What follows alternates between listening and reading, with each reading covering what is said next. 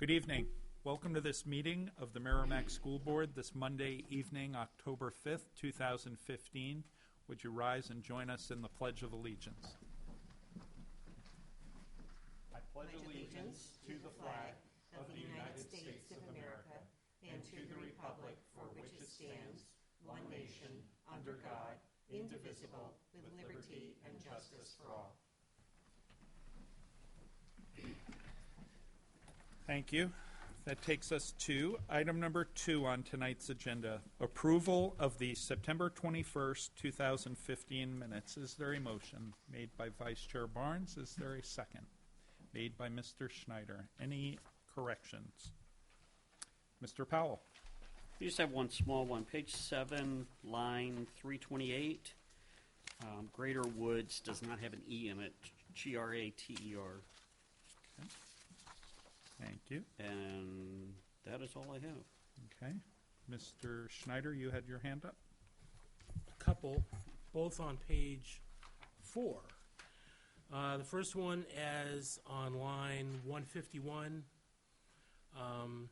Sentence it ends with, was ideal for this type of valuable experience, but thought it might not be feasible to do this every year at that location. It wasn't, you couldn't have the academy, but you might not be able to do that location every year. And then the next one is line 182. The second part says to move the bleachers in the Smith's gym.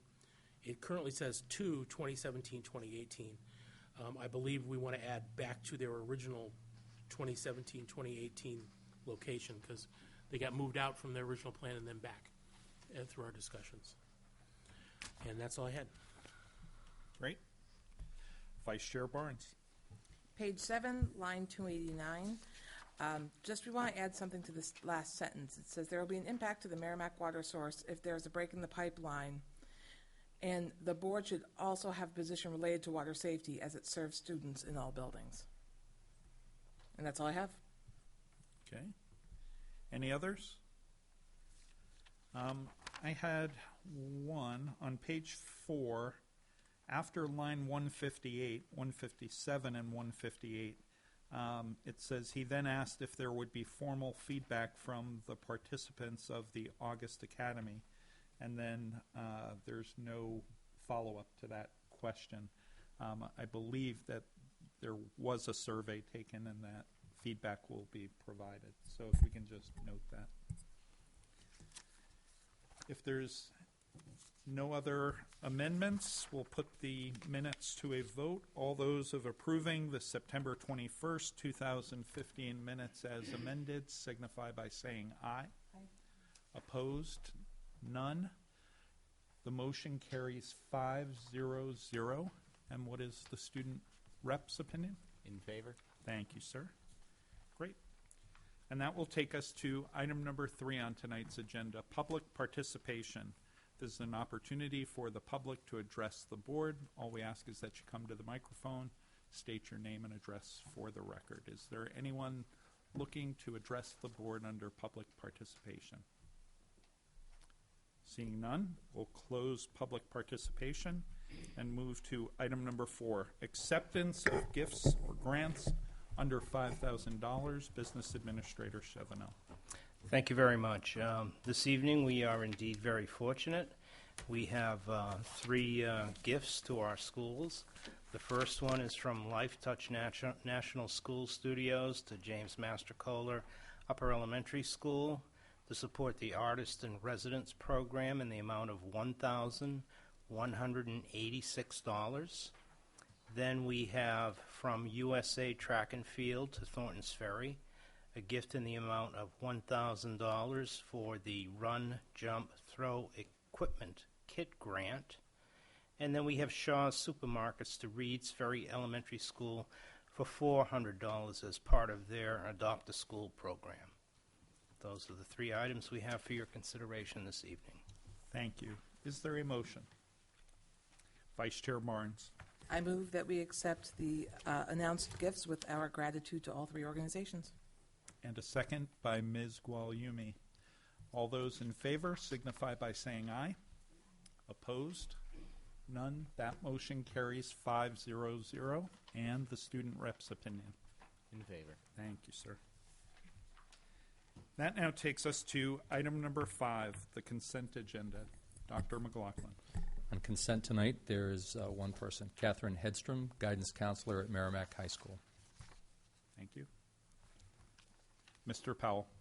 I move we accept the consent agenda as presented. Is there a second? Mr. Schneider. All those in favor signify by saying aye. Opposed? None. The motion carries 5-0-0. And that takes us now to item number 6, a school systems, specifically Amherst, Mount Vernon, Sohegan, 175-day hours-based calendar. I want to thank the folks who are here for coming and talking to the board. I'd ask Superintendent Peter Warburton and our esteemed guests to come forward to the table, and we're looking forward and very appreciative of the conversation we're going to have about what you've rolled out as it relates to your calendar.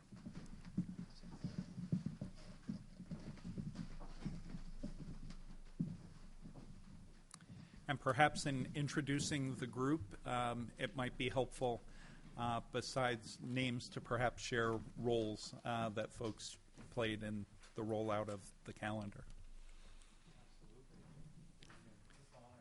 You might need to hit the button to get the green light. There's a little bit of a green light there at the beginning. So, well, the first thing I want to say is we are very jealous for this space. Oh my gosh. That's very nice. We've been talking about something like this, so we may have to bring some board members over. So, thank you for having us. Let me make some introduction to my colleagues for this evening. I'm Jerry Sanamond, who is the principal at Clark Wilkins School and a Merrimack resident. Larry Ballard is the president of the Amherst Education Association. Betty Schenkel is our business administrator. Carrie James is our human resources director. Porter Dodge is our middle school principal, and Rob Scully is our high school principal. Wonderful. Thank you all for being here. So I've asked my colleagues to, we have received a list of questions from you. I've asked them to kind of chime in with any kind of answers that you might have, and this is really probably more, hopefully, a discussion. When Marge and Mark ask for assistance, we always get it from them, so we're appreciative of coming here with you as well. The first thing I want to clear off the table, if I can, is that there was some mention about a late starts or late arrivals in the questions. That has been around for a long time. As a matter of fact, it's contractual, I believe, in one of our districts, so it really has nothing to do with the 175-day calendar. So kind of clear that off the deck and move that one. I'm going to look to Betty, who was here. Betty Schenkel was here at the onset of the conversations, probably in 2010, I think. Yes, and I was co-chair of the committee that actually put this forward. So a lot of the information will come from my right tonight. And maybe we could just start with the questions, Betty, and kind of go over those. And anyone else that has anything to offer, please feel free. Okay? Is that a good start, Mr. Chairman? Is that Sure. Okay. Absolutely. Okay. So your first question, it would appear work began in 2010 to look at this, and it took 4 years from concept to implementation. Could it have been accelerated? It would have been difficult. We have 3 districts. The districts agreed to it at an SAU meeting to move forward with it. And we then started looking at our employee agreements, and they were staggered, which is good when you're negotiating them. But when you want to get something changed, then you have to wait over a number of years. The other piece to our busing contract was another piece that we wanted to get fixed really before we started, because it would cost us money the way it was, and then we were able to reverse that later. But I guess it could have been accelerated if we'd been willing to go into negotiations with all of those agreements, or try to open up negotiations. But we didn't go down that road. So perhaps as a little bit of background, what drove you to raise this in the first place, and Yeah. go through the process, because it was long and involved. It obviously required renegotiating contracts. What really was the impetus that drove you to look at it in the first place, and ultimately to decide to move forward with the 175-day calendar? So the most important issue was that for 3 out of 4 years, we ended up with a very large number of days that we had to make up. It wasn't just about the snow for us; it was about the water.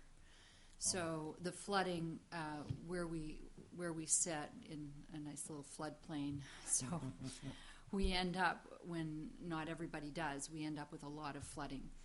And so we had a lot of closures, not just because of snow, but when there is snow, it adds to the chance that there will be flooding. So we ended up in the latter end of May and June, is almost 1 year as far as we could go to the end of June before we got into a new fiscal year. But we ended up adding 20 minutes to the end of each day, and it was sort of an add-on, ad hoc kind of thing when it happened, and it happened, as I say, 3 out of 4 years. And so it was it's at that time of year, of course, the weather doesn't help because it's very warm. You didn't plan to do your schooling this way. And not only that, now everybody's schedule is upset. Some teachers who had work after school ended, or after school day. Many parents who had children who had activities, and we thought about those activities, and so that was a problem for people, but they did adjust. And if your child is expected at a violin lesson at 3:15, it's because he's out of school at 3. Well, if he's out of school at 3:15, probably the lesson will begin at 3:30. But that's if it's expected and planned. We had a problem with our graduation, and people fly in for those events, and hotels and so on. So it created a lot of chaos in our system each and every time that this happened, and we didn't want that to happen. It was disturbing for the teachers, disturbing for the students, the parents, the community, everybody. So we felt we wanted a little more assurance as to when our school year might actually end. Thank you. And just in terms of the volume of days that you found yourself making up on average, or roughly, are we talking 5, 9, 10? No, 5 we would plan for. Right. Yeah. But it was a lot closer to the area of 10 days. Okay. So that's where we got ourselves into a pickle. Yeah. And already, in the school year with 180 days ends quite a bit later than now we're finding with 175. Thank you. Yeah. Most helpful. Yeah. Yes, sir. One of the things in the question was your question about if it could have been accelerated, then how. And the one piece of advice I would offer is that if this is something that you guys want to pursue, have the very clear vision of the why you want to do that, because you will get those questions, and have an even more clear vision of the how. That was really a lot of the questions in 2010 did not garner a lot of support, largely because we had just made a significant schedule change in the way the middle school runs, and there was a lot of unintended consequences and impact upon the arts and modern language. And so if the how was not answered, it was like, well, boy, we just had this major change with all these unintended consequences. What will be the consequence of this? So if you have those answers in a row, it will proceed a lot faster. Wonderful. Thank you. And I guess I would just add quickly that I found that at the beginning when I came on board in 2011, that we wanted to try and talk about a concentrated 10 months worth of time for kids. So kids were in the routine, going to school, rather than going to late in June, not knowing what time school would be done, which day it would be over. So we're trying to get them in the routine for 10 months and keep them in that routine, rather than kind of allow them to stray from the routine probably all the way through June. That was important for us. So we increased the time in school by 20 minutes per day. again, with a lot of help and support and conversation, for sure, from a lot of people. And, of course, last year was our first year on a 175-day contract, 170-day calendar, and we ended up with 7 days. So we had to make up 2 days from last year. So. Great. Would you like me to continue on with the questions? that you Sure, had? please. Sure. And then the next one is about the late starts, which I think we actually cleared up that that's not really a part of this calendar change. So the next one is, how did your collective bargaining units feel about the restructuring? And I'll answer from my perspective. I felt the bargaining units were very supportive of it because of the chaos that had been created by the situations that we'd had. But I think that probably Larry Ballard is our AEA rep, and he can probably speak to it. I will say we were skeptical at first, largely because there were few other schools doing that. Some initial research we had done where there were some briefings about districts in California and Michigan that had done this. However, that was a completely different reason. Those were done for budgetary reasons to shrink the days. And so the follow-through and the careful planning was really not there. One of the things that I think we looked at is we definitely were on board with the notion of flood days and snow days and predictability, and especially climate conditions. So that was, it did draw a lot of positive support from there. The one thing I will say from the bargaining perspective that we learned is there are a lot of unintended changes in an agreement. Anything in your agreement that's based on the concept of days would need to be looked at. It's not insurmountable. It was just surprising the number of ways that happened. I think there were 26 different changes numerically. Tiny things that were really not an issue to solve, but it was just they popped up. So one of the things we also did too was when we renegotiated our agreement, we also wrote language that if the school board determined that they wanted to go back to a 180-day calendar, they would have the flexibility to do that without having to renegotiate those terms. We have an appendix that sits as basically a sidebar, and whichever method the board chooses to implement, the language is already there for both options.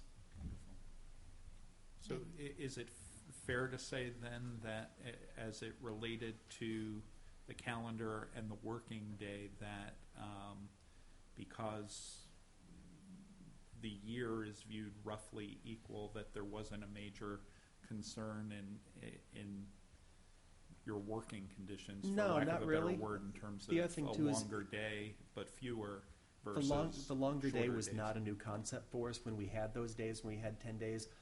Several years ago, we had done that as a one-time thing where we had actually extended the day from April vacation through the end of the year. Few And years. it was, yes, so it was also not a new concept. It had been tested, and it really, the wheels didn't fall off making that happen, so people had some familiarity with it. Great. More We've- familiarity than we wanted to, really. Yeah. And we think really that's another reason. So, and we've all done it as superintendents. So at the end of the year, when you see all those days you have to make up, you start adding time to the day. Well, everybody out there, parents included and kids, what does that mean? How does the schedule work? So we're also trying to not do that.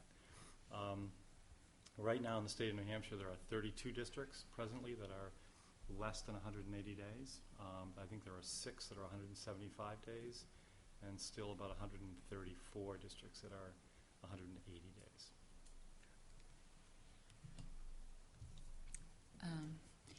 And your next question, how was curriculum impacted by having fewer days of instruction? I will defer that question. Sure.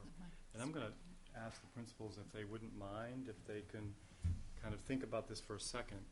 What we haven't done yet, and this, remember again, last year was our first year, we have some talking to do. We have a parent survey that we want to do to get their input, and we're going to do that over the next month or two. One of the things we're worried about really was regression for our special ed kiddos. So we really have to look at that as well. So I don't know if the principals have anything to add as far as curriculum. We really haven't had an in-depth conversation about that yet, but I wonder if you may have anything. We haven't Rob? done a lot of work to study it yet. That'll be this year, but proactively. Can you just make sure the microphone is on? I'm getting a signal from the control room. No, ported that on purpose. Now you're in trouble. The light's on. So proactively, we tried to prepare for what we discovered at the end of last year almost the accordion effect. So as we extended the day, teachers would often say, this is wonderful, we have extra time, and we feel really good from day to day. And then February came around, and there was a little bit of, I used to be a little bit further along. Then May came around, and so a little bit of the real-time analysis last year was almost that accordion effect where things started to get compressed. And especially if you're an experienced teacher, you have some norms, and you've created your progressions to be within a certain amount of time. And even 5 or 6 fewer days, there was a little bit of a impact.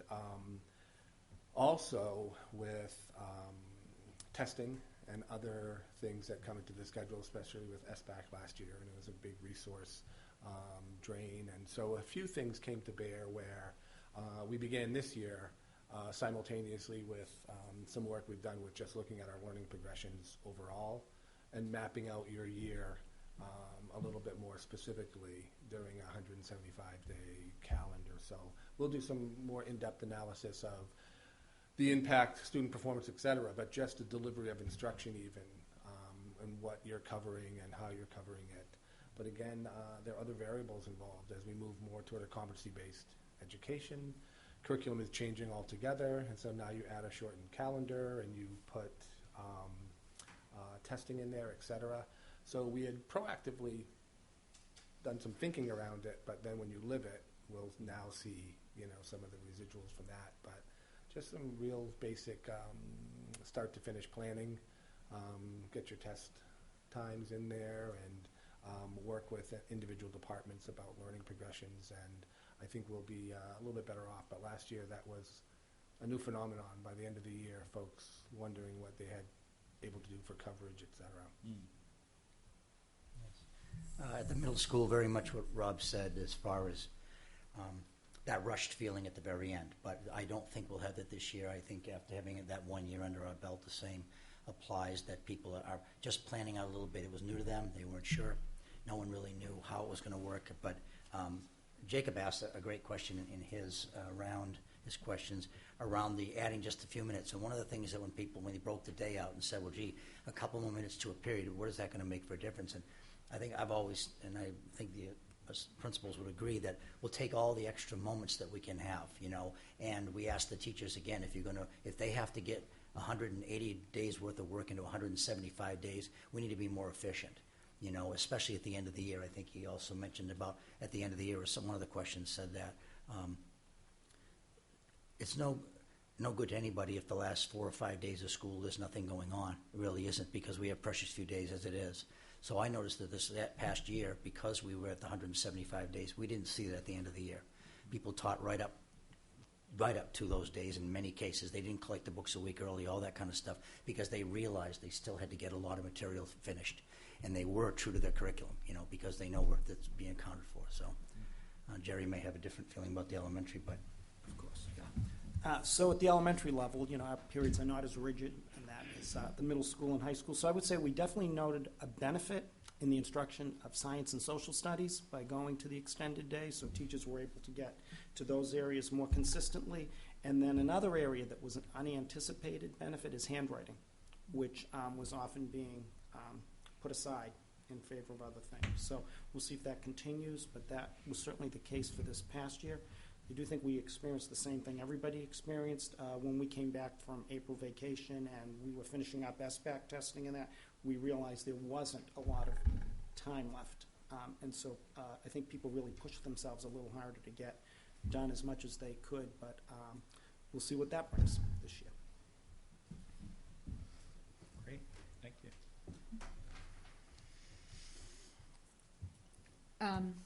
And then the next question, the impact presentation says updated September 30th, however, September 30th, 2015. However, content inside appears to be from when first being analyzed. Is this presentation from a previous time? What are the updates? And it is from a previous time, and the update was only one small thing that I removed from when I looked through the presentation, and I removed it from the presentation, and it was the a cost for Veritime, which is a time clock, which was needed because of the way that we pay our people. and it was more needed if we did this. But in all honesty, it was needed anyway, and the board agreed that that wasn't really a cost actually associated with changing to this calendar. It was a cost that we needed to incur regardless of whether we decided to move forward with the calendar or not. So that's why I kind of removed it in order to make it a little less confusing, and not, I didn't want to give the impression that that was a requirement really needed for this. So so that was really basically the only change in there. Can you share the results of contract negotiations with the various associations if they've been completed, issues you ran across during this, and how the bargaining process went? And yes, and I would say that, as I said, from my perspective, I think it went well. I think Larry very validly pointed out that there were a lot of small issues that we had to resolve. They were as he said, very resolvable, but and perhaps we may have even missed some, where, change that, 180 days to 175 or whatever, that kind of a thing. So there were so many references throughout the contract, and we did comb at both sides, combing the contract for these items, and I think we probably caught them all, but we could run across something as it stands. I think it went very, very, very well, and I don't know, Larry, if you have anything more to add. So for year one, I would say the feedback overall from teachers, families, staff is favorable towards year one. We definitely wondered at the end of year one, because we realized we were going to have 13 weeks off from school, our students were. So I believe starting in the winter, we had started talking about the potential of summer regression and concerns about that. And, so we made a pretty concerted effort to offer programming that we had not previously offered. So there was enrichment programming. We were fortunate enough to have Title I money we hadn't used, so we offered Title I programming in August. Actually right before school started, for kids who qualified for that. And those have all been well received, that we've done those types of offerings over the summer. I will say that we do run into a problem at the elementary level with childcare.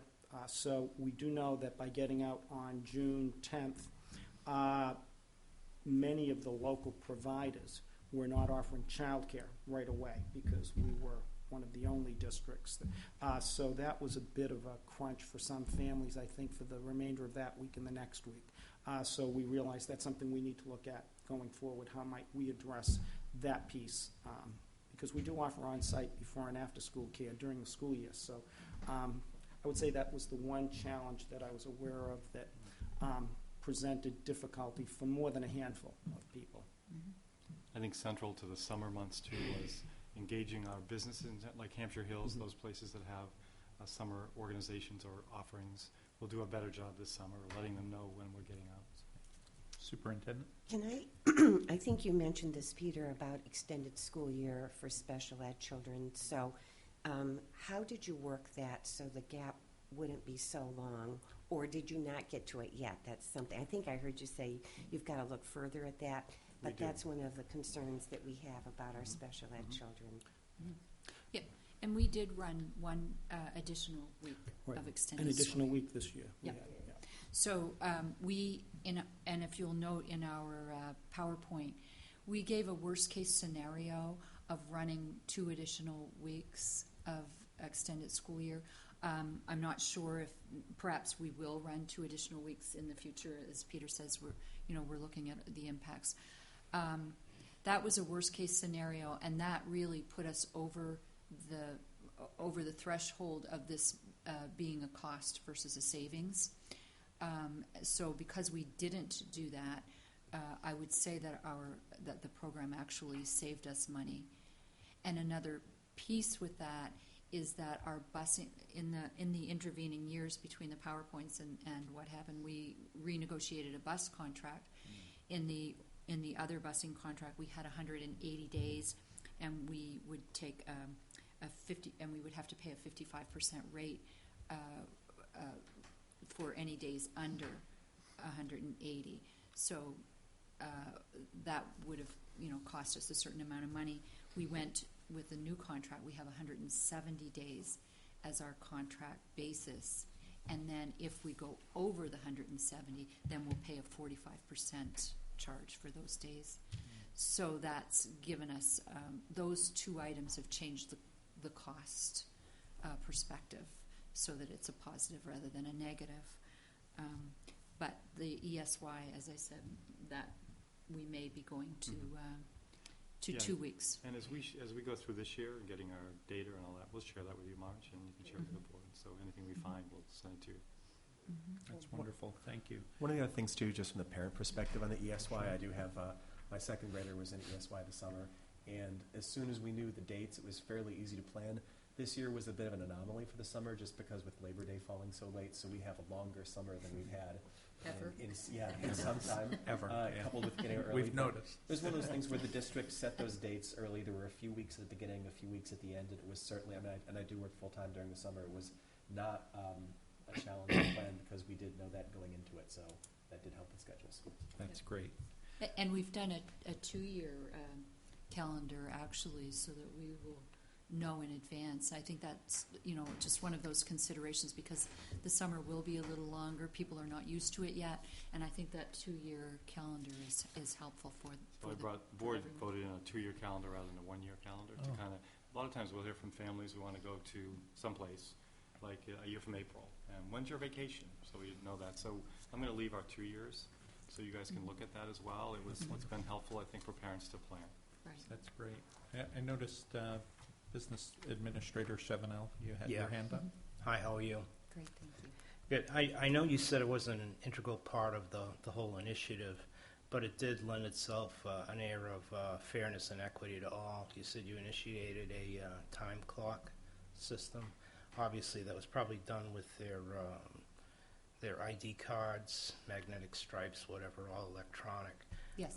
Was that for support staff and for teachers? No, just for support staff. Just for support staff? Mhm. Okay, I just wanted a clarification on that. We have not been paying our hourly people on an hours basis.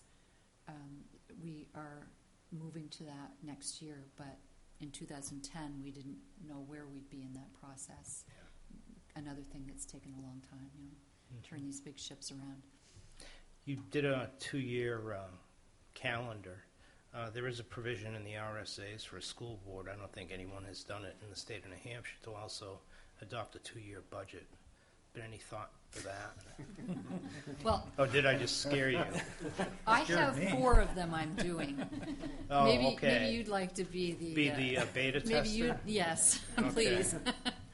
I'm amazed Betty didn't fall off her chair when you said that. No, I see the value in it, absolutely. I think it's a little more difficult with multi-districts. Absolutely. Single district like Merrimack, especially when you have continuity and there are certain initiatives, especially on your capital improvement plan that you want to get in place to do a biennial budget, much like the state does. It has its pluses and minuses, but I think mostly pluses, but I Yeah. think I already feel a little bit like a hamster on a wheel at this time of year. yeah, you're done running around for now. So do I. Yeah, I don't know if we have hit, I think one thing you wanted to know about the initial investigation, groups of people, parents, teachers, union reps, admin, what process did you use to solicit participation, and how did we solicit the survey input? And it was online SurveyMonkey. And we, the SAU put together the committee and made, determined the makeup of that committee, the SAU board. It had to be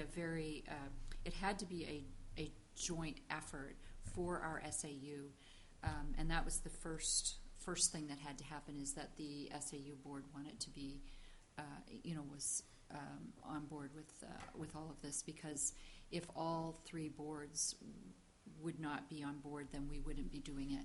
Our busing is very, that would be a big cost if we had to change our busing for some districts and not others. Mr. Chevenel. I just have one more. This is probably for the HR director. As the result of a shorter school year, Did you happen to see a reduction in those absences that come later on in the year that seem to pile up? I don't know that we noticed a big difference. I think thankfully we don't have a push to use those personal days the last week in June. We didn't see a change in behavior from what we normally see. Okay. One change that we did see that wasn't asked here is that in light of putting our hourly staff to actually paying them hourly, we went to an hours based for our leave time. So we converted our leave time from days into hours because it is tied to Veritime as well, and ASOP, which is the system that we use for all of our leave time. Yeah. So that was another aha moment where we had to convert the days and the hours. And of course, every group has a different number of hours that they work, but we felt it equalized the value of a day for our part-time teachers and part-time employees. And what is a day? A day is a day is a day, except it's 3 hours or 5 hours or 7.5 hours. So we were able to kind of equalize and annualize that in our systems. So now people get 8 hours times 3 personal days, so they get 24 hours, or they get 3 hours for personal time times 3 days. So it helped with that. How much is my day if I'm less than a 1 FTE? Yeah. So the time card system feeds ASOP, and then ASOP feeds payroll? ASOP and Veritime are all integrated with Very- Infinite Visions. With Infinite Vision. Yep. So yeah, that's the same situation. We're just putting in ASOP now, but it's not integrated with anything. But Okay. we'll be talking to you. Yes, because we would have advice on the setup. We set our Thank ASOP you. up Yeah. in a particular way, Right. and then brought in Veritime later and said, "Why isn't this working?"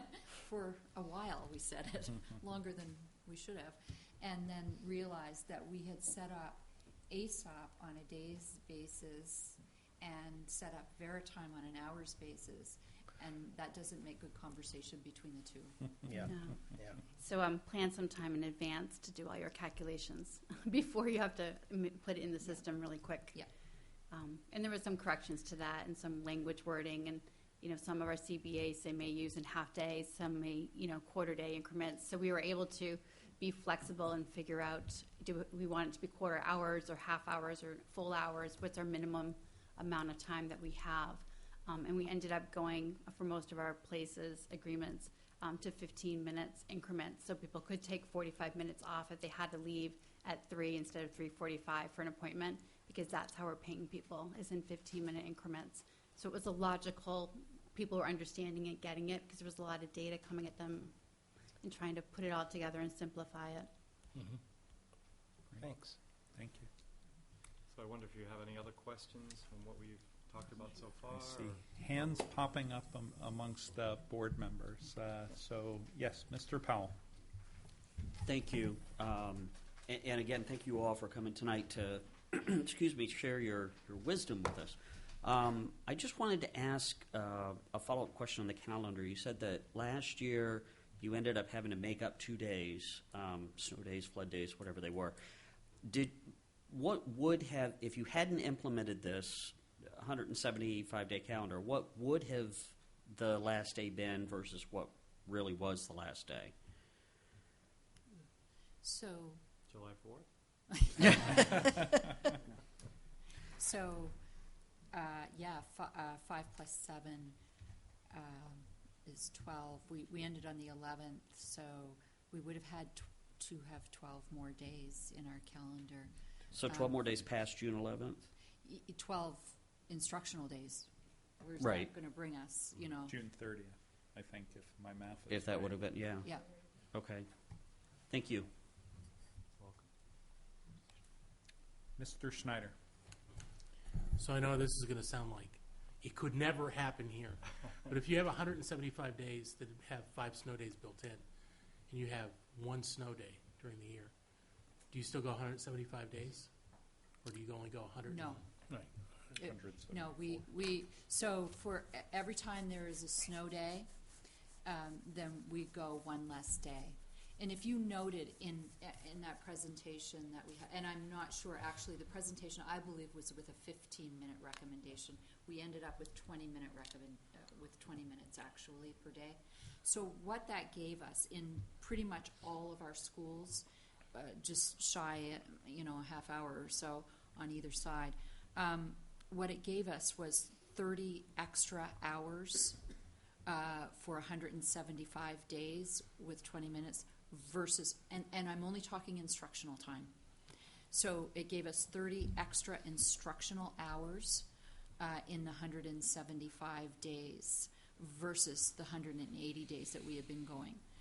So if we backed down to the 170 days, it was pretty much equal to the number of hours that we had under 180 days because of the 20 minutes added per day. So what happens when you miss day one is you're only going to go 174 days, day 2, 173, and so on, all the way down to 170. But you'll never go less than 170. So that's when you start adding the days. So we had to add 2 days at the end because we had 7 snow days. So we still went 170. You're going to go with no snow days, 175. You know, and once you hit the 5, then you're never going to go less. You have to start adding at the end. So we did have to add at the end. So if we, I mean, I can remember a few winters a long time ago where we had very few snow days, not a lot of rain, not a lot of whatever. So that means you would actually, the kids would go to school, have more instructional time than 180 days Yes. in those odd occasions. Right. And if Yes. that happened too many years in a row, you'd have kids come at you with pitchforks or something. saying, I don't think they would recognize it. And you know, in New Hampshire, it's going to do this. So yeah, it's- right. It all balances out. Yeah. Absolutely. Absolutely. One of the things that we looked at with the hour calculation, when you get down to 170 days, the hours of instructional time were roughly at par with what we were offering during a 180-day year. Right. So that, because we looked at it from our perspective, going, you know what, this is New England, we are going to have multiple snow days.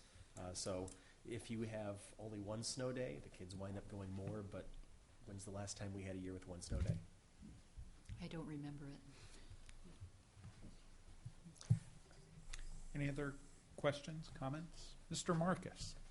I had a couple questions. The first one is, did you find that extending the school day negatively affected teachers' after-school availability? Because I know a lot of students come in to work on coursework with the teachers after school, and then to go even further with clubs that meet after school and library and computer availability. Good question. Yeah, well, I'll take a step first.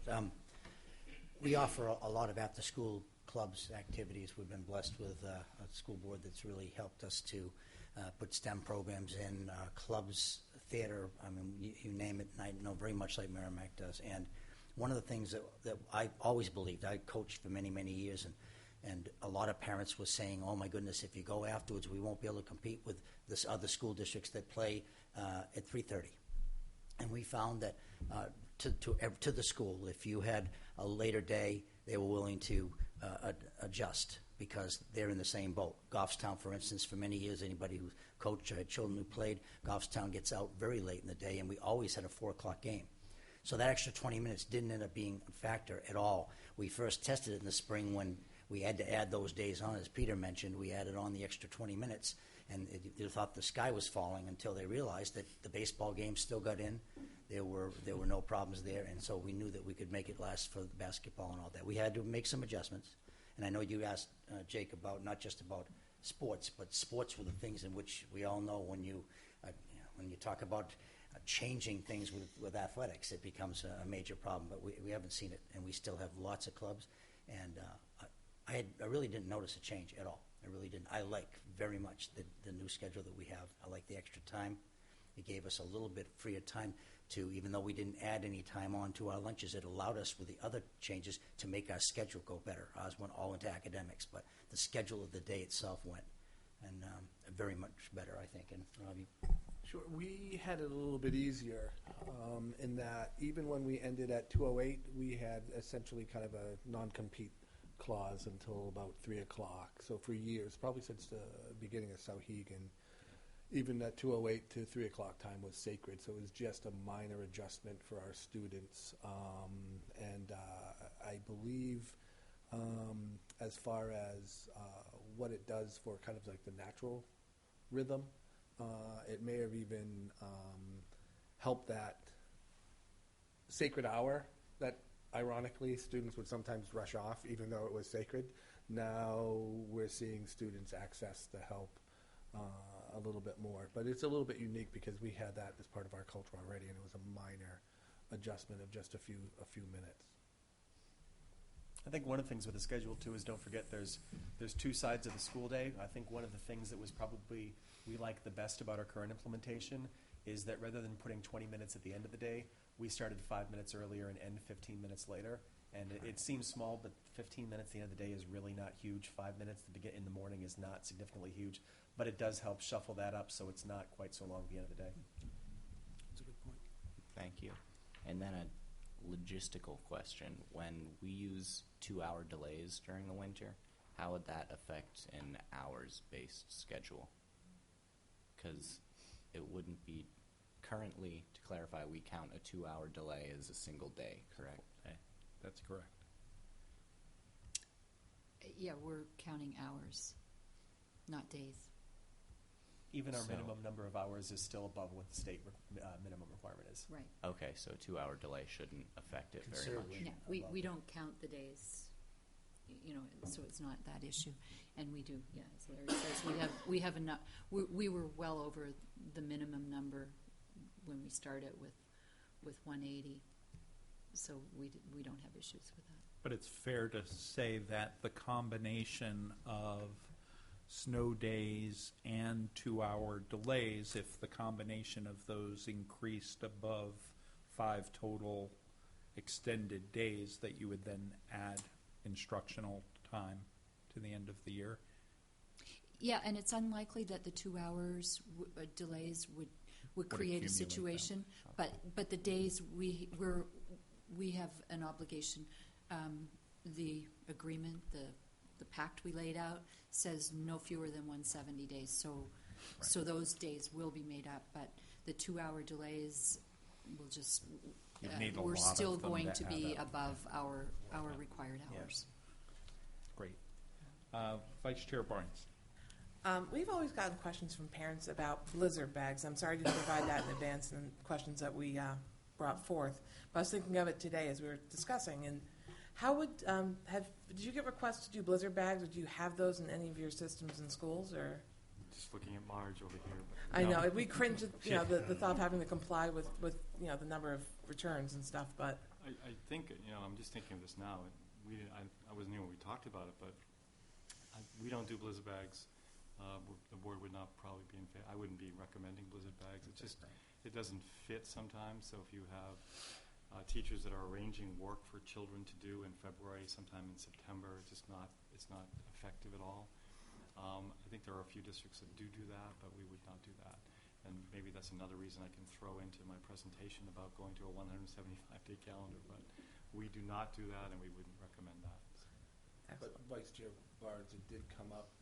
It So did. To be strategic about going forward, having your answer to that, it did come up. Yes. During the course of this process, it came up unconnected to this, and then again connected to this. Well, if you're going to do that, have you considered the back approach? But to have your response of why or why not during this process is probably good. And it also came up with the pure advent of technology years ago. Now our teachers online during those days, actually talking to children, and how does that work? So that was also a part of the discussion that I know is probably a statewide discussion about it. And how would that work? well, we get emails from parents every year, especially when the weather doesn't look good. I mean, they don't even wait for the weather to happen before they ask us why don't we do blizzard bags or something different. So this was definitely, if you approached it with that 175 day as like a safety net, how was that vetted out? And it sounds like it didn't make sense. And that's, I think, what we want to make sure the conclusion that's put out there is it was vetted, but it didn't make sense based on the design of the program. Fair? In favor here. Fair enough. Okay, good stuff. But Yeah, I think it's an interesting concept when you're talking about accommodating a specified number of, and they're called this specifically, instructional hours. The concept of a blizzard bag of pre-canned work that gets sent home with a kid it's not really instruction. And so those, to me, like your board, I'm not in support because it's really not instructional hours that kids are spending on it, not to mention the compliance reporting that needs to go on. To be clear, I'm also not in support, but this is something we're asked about all the time. Yes, So I know that. I don't want to freak out this side of the table at all, but, you know, we'll get an email from a parent at home. Why didn't you ask about blizzard bags? So Yeah. I did, everyone, I did. Thank you. Thank And you. I think the reason that they do ask about it, because we had questions, of course, the same. But I think the reason is because of the chaos that happens at the year end. When's school ending? How many days do we need to add on? And so then they think, gosh, couldn't you have handled this better in the winter? So I think that's probably it. Yeah, wonderful. Ms. Guglielmi. Speaking of parent feedback, can you talk a little bit about the feedback that you've received initially and how it's maybe continuing? Yeah, I can tell you a little bit about our survey. If you're interested in Great, thank that you. piece of it, yes. And I think the committee, I think when we first began, I think we were thinking, well, great solution would be to eliminate the February break and the April break and have a March break. And that was just the most hated solution from our parents. I mean, the ski week is important and the April break is important. So I guess it was a no-brainer when we saw our survey results. And there was no question. And we didn't ask the question about Labor Day, but that was something that parents were very interested in, surprisingly, because we always started before Labor Day prior to this. And parents were very interested in having school start after Labor Day. Well, not a question, but just a comment that came forward. So I would say, and they were very interested in a little more assurance as to when school would end. But the best solution for them was adding this time. And again, we were fortunate. I say fortunate, unfortunate, but fortunate in that we had so much experience for a few years of having to add that 20 minutes to the end of the day. Our parents were very familiar with how that affected them. And they could see that if they had it as a regular thing, that it wouldn't be like the chaos that it created when we're adding it for the hottest part of the year and, the last few days of the year when maybe that time wasn't being spent just as effectively as it would be if we added it throughout the entire year. And you mentioned committee. Did you have parents on that committee when you designed the survey or as part of it? No, we didn't. It was board members Okay. and but some of them were parents. Yeah, right. Okay, and then I just had one other question, which would be, I guess, if there was anything we didn't discuss previously that might have been a lessons learned or an unintended consequences that you might have done different the next time around. If anyone had any insights on that, I'd appreciate it. Yeah, I have one thing that I think we didn't look into, and I'm not sure we would have changed what we did. But I think when we looked at it, we might have also thought about, would there be a way of adding some professional development for the teaching staff in this whole issue?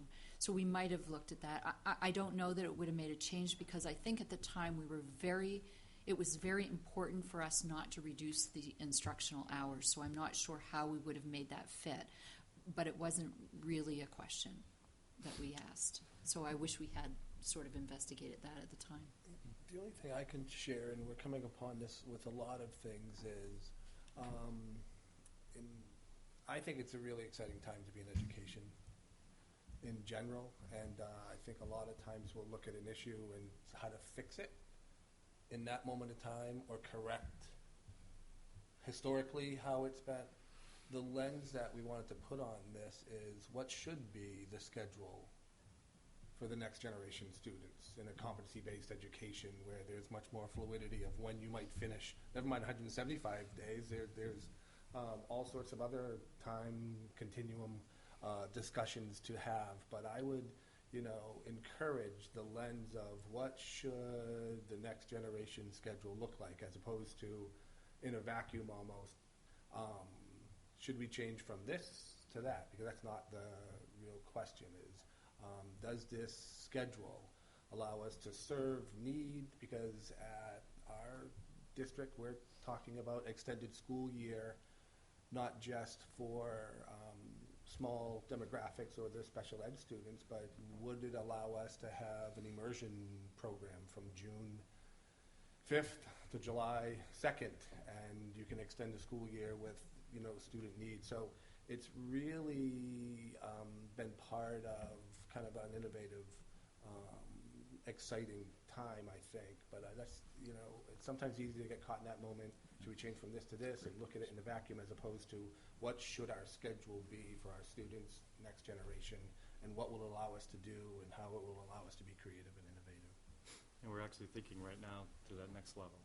Because I think when we looked at, so one of the things that I saw when I came on board was we were so inculcated to 180 days. It was like we were in the Industrial Revolution with gumshoes trying to explain hours-based and 180 days to people, even now, is very difficult. And so to go with what Rob is talking about, I'm even seeing that that's going a little bit quicker in some ways now with competencies and those things. So we're already, I think, on to the next phase and I think the state and all of us are talking about that as well. But I found that right away. That hours-based, it was like their head would go right around, and look at me like, are you crazy? What are you talking about? So that was a hard thing to do. So still is. That's great. I think the big advice I'd offer from the teacher and the association perspective is make sure the how is fleshed out. And I will tell you two things that really sort of changed our thinking about this and kind of moved us away from being skeptical. One is the building principals provided us with just a rough schedule of what the day would look like and what was going to happen and how the time was being allocated to what subjects.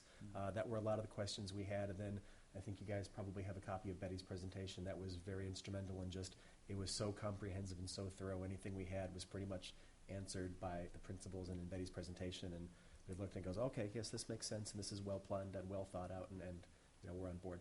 That's great. Thank you. I have one. Just came.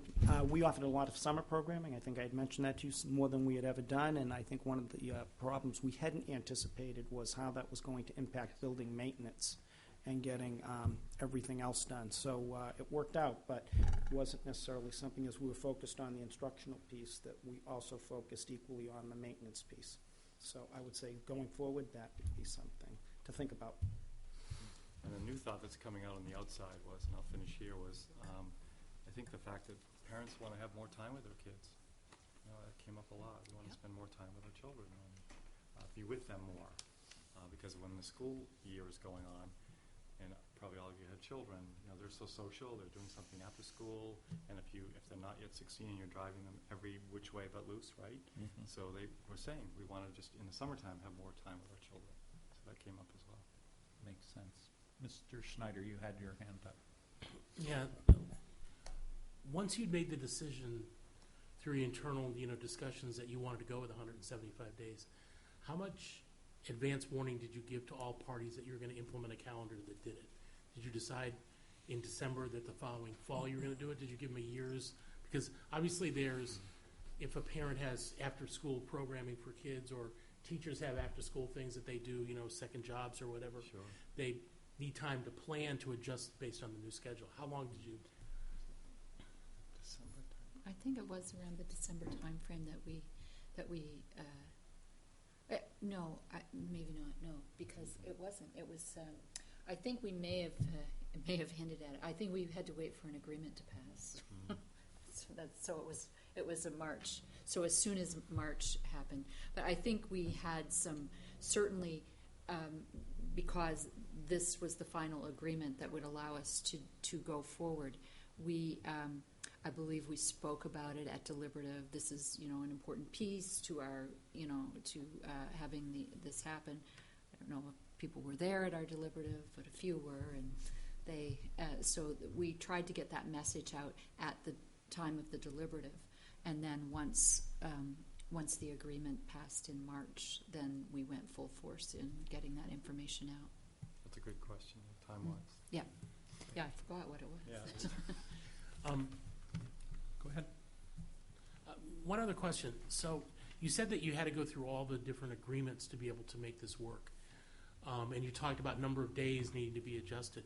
Were there also things in agreements that were like hours in a day that weren't done? I mean, what other things did you take into account otherwise, total days in a year, when you looked at agreements? Were there other dimensions? Well, there were the start and end times, the bell times. We didn't have that in all agreements. We, how would we work out the sick days and the, personal days and how all of those, everything is in days, in our agreements, and probably some of it's still written in days a lot, but we've defined our days now differently. But we tried to get as much, when we first started this, and we really called it a 175-day calendar, and then we moved away from that and called it the hours-based calendar. And I wish we had started with that, because that's really what we were doing. And so when we started doing our negotiation, I don't think we knew how we wanted to change it so much. And again, the piece that we were mentioning earlier to Matt's question about our HR component, where we had to fit everything into hours instead of days, and we'd just done days automatically for so long, and that's how we calculated everything, and we had to move to that. So I wish we had really recognized that piece of it earlier, because I think we did focus on 175 days instead of the hours. If you wanted to see the mechanics of how that's changed, there is in our collective bargaining agreement for the Amherst School District. There's an appendix, is it F or G, towards the back there? And the way that's written is everything that needed to be changed is essentially a bullet point. Mm-hmm. And so it's about a page and a half, and that is what we use to substitute the numbers or an hours-based calendar. So there's check on. So you can reverse engineer if you need to, essentially. It is written that way. Yes, it can. Because we changed so many things that we didn't want to change it again. But if you look at that appendix, it goes through everything that was changed in there. And we didn't know what we didn't know.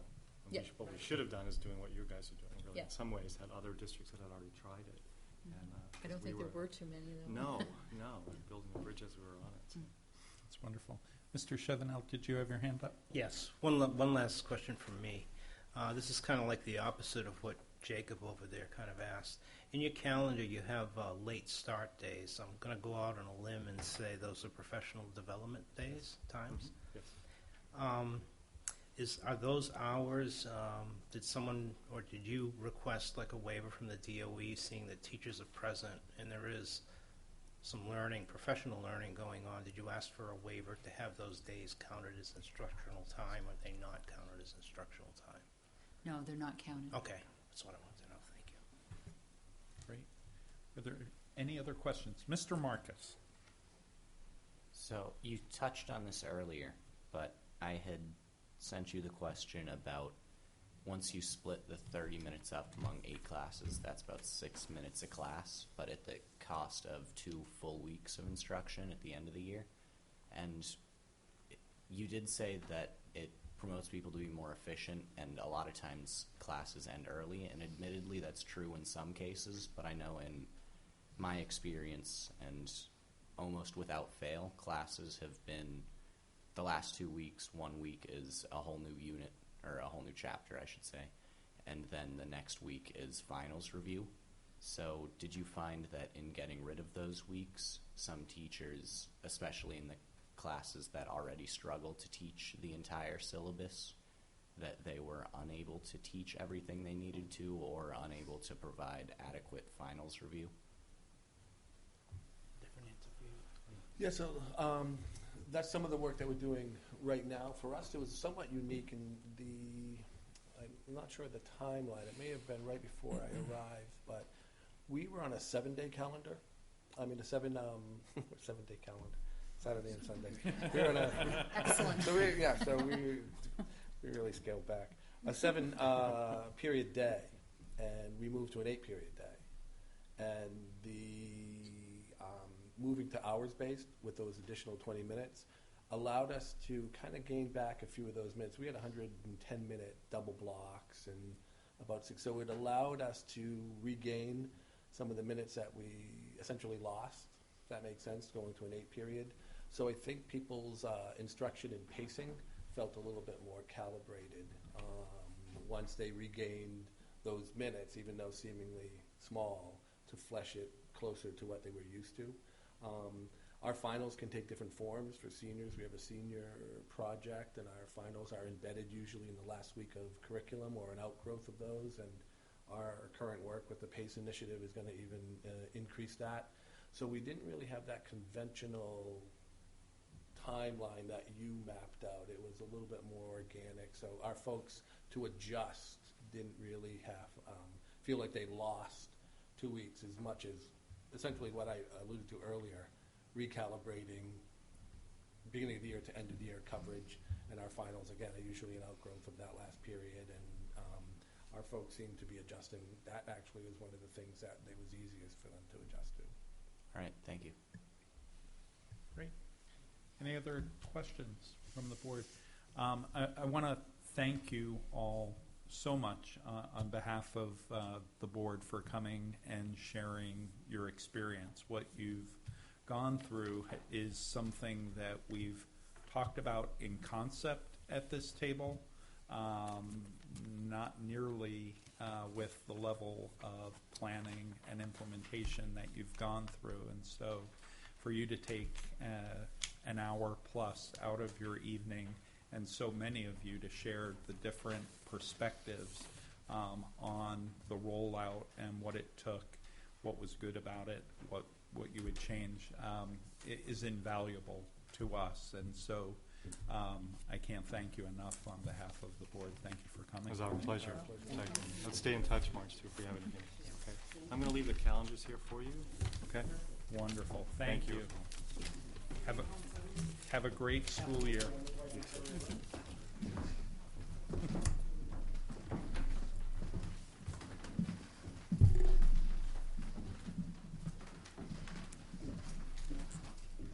And that will take us to item number 7 on tonight's agenda, approval of second board letter to Federal Energy Regulatory Commission, FERC, regarding the proposed gas pipeline. At our last meeting, Vice Chair Barnes shared the information that what was previously called the proposed alternative route is actually being considered and will ultimately be submitted as the plan to the Federal Energy Regulatory Commission, and that our timelines for responding to this are relatively tight. The board directed me to reach out to Town Council Chair Nancy Harrington, which I did, had a conversation with her last week, and she informed me that actually there is a special meeting this Thursday here in this room at 7 p.m.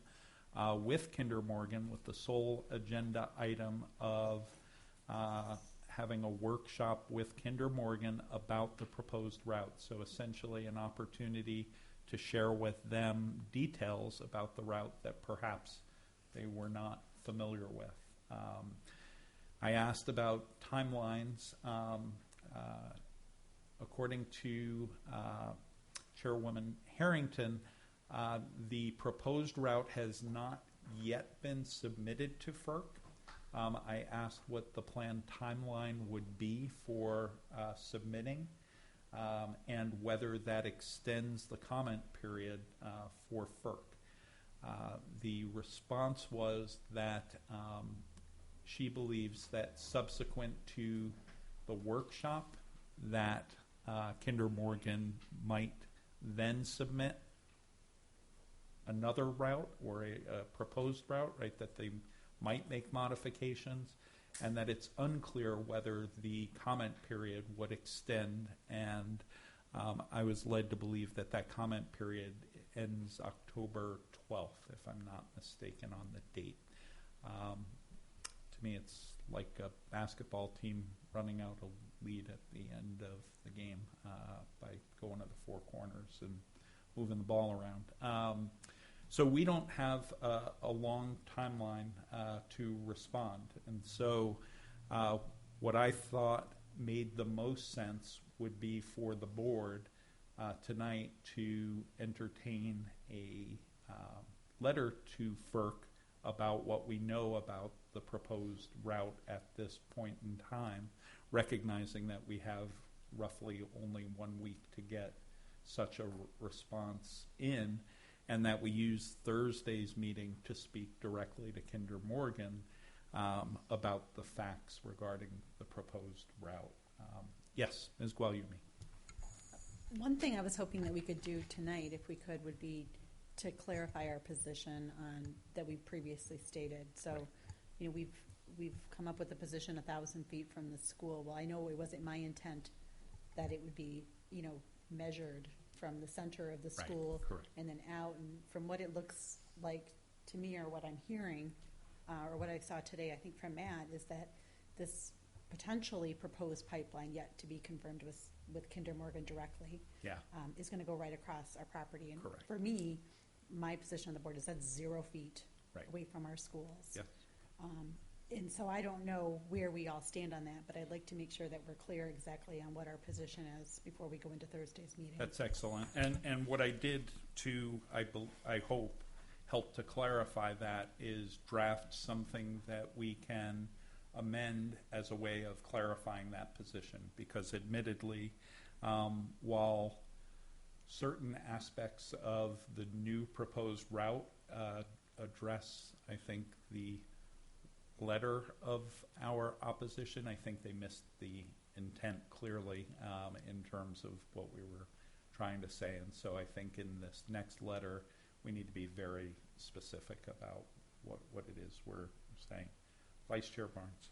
And another thing I've brought up on a couple of occasions, and is that we don't really address the water supply, that regardless of the location of the pipeline, it is going through the aquifer. The aquifer is going to feed the water supply to all of our school buildings in the district. That is a risk that we are bringing to our children by bringing the potential of contaminated water into those facilities. I know when we first discussed this, the question was, well, it's not our purview to oversee the water supply of Merrimack. But, and you know, in deference to that, the town council did have a position on that. They also have no management oversight of the water supply. The MVD is an independent and independent governing body over the water supply. So our town council did have a position regardless of the fact that they don't oversee or manage the supply at all. So I really think we should look at that as well, because it is, we're bringing if we do have a leak, we have the potential to bring contaminated water into our schools directly related to this pipeline. So I think it gives us the opportunity to cover that as well. Mr. Schneider, you had your hand up. So I want to speak in specifics to the proposed letter that you sent to us for review. Can I, before we do that, can I make a motion and actually read the letter in? We'll get a second on it, and then we can amend it. Right. My own. Okay. So I'd like to then make a comment to Shannon. Shannon's point about the aquifer. One of the concerns that I've had that I think I would need clarification on before I support that next one is the aquifer that this is going through is Pennachuck's aquifer, and Merrimack's primary water draw is through the well-based water that we do. So I want to make sure that the former route that went right through the middle of Merrimack, you're absolutely through the wellheads, through everything else. The current route goes through the Pennachuck aquifer rather than a Merrimack-based one. So I would like to make sure that the town has talked with the Pennachuck Water District to understand what impacts it would have to Merrimack's water supply, given that. Because it's that, if you look at the map where it goes and if you look at the boundaries that's there, it is in part of Merrimack, but it's Pennachuck's aquifer that we're doing. So I just want us to be clear. If we're going to take a stance, let's make sure we have a stance that's actually supportable. That's my only comment on that one. So. Okay. So I would like to make a motion to enter this draft letter that we are welcome to amend to clarify our position into the record, and that the letter be sent as soon as tomorrow when we've got a final version from working at this table.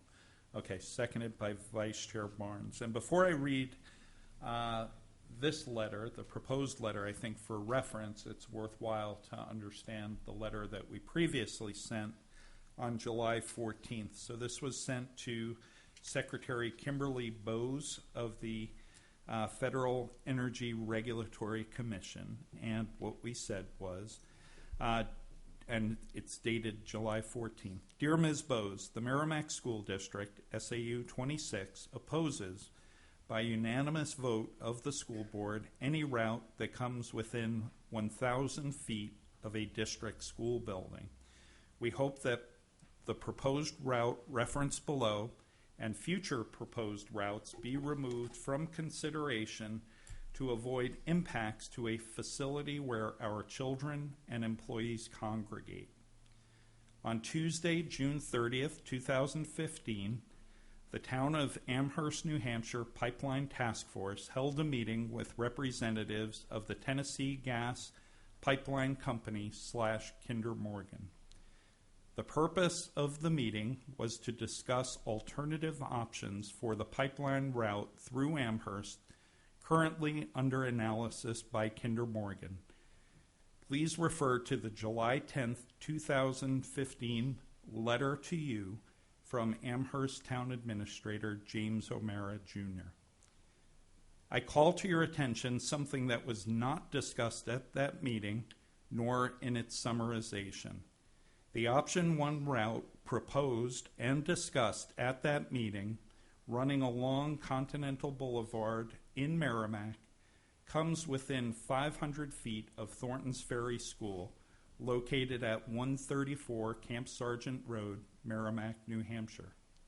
Thornton's Ferry School is a K-4 school in our district with a daily population of over 500 students and 85 staff members. I respectfully ask that this letter and the accompanying documents be included as part of the public record. Thank you for your consideration of this information. Sincerely, Christopher Ortega, Chairman, Merrimack School Board.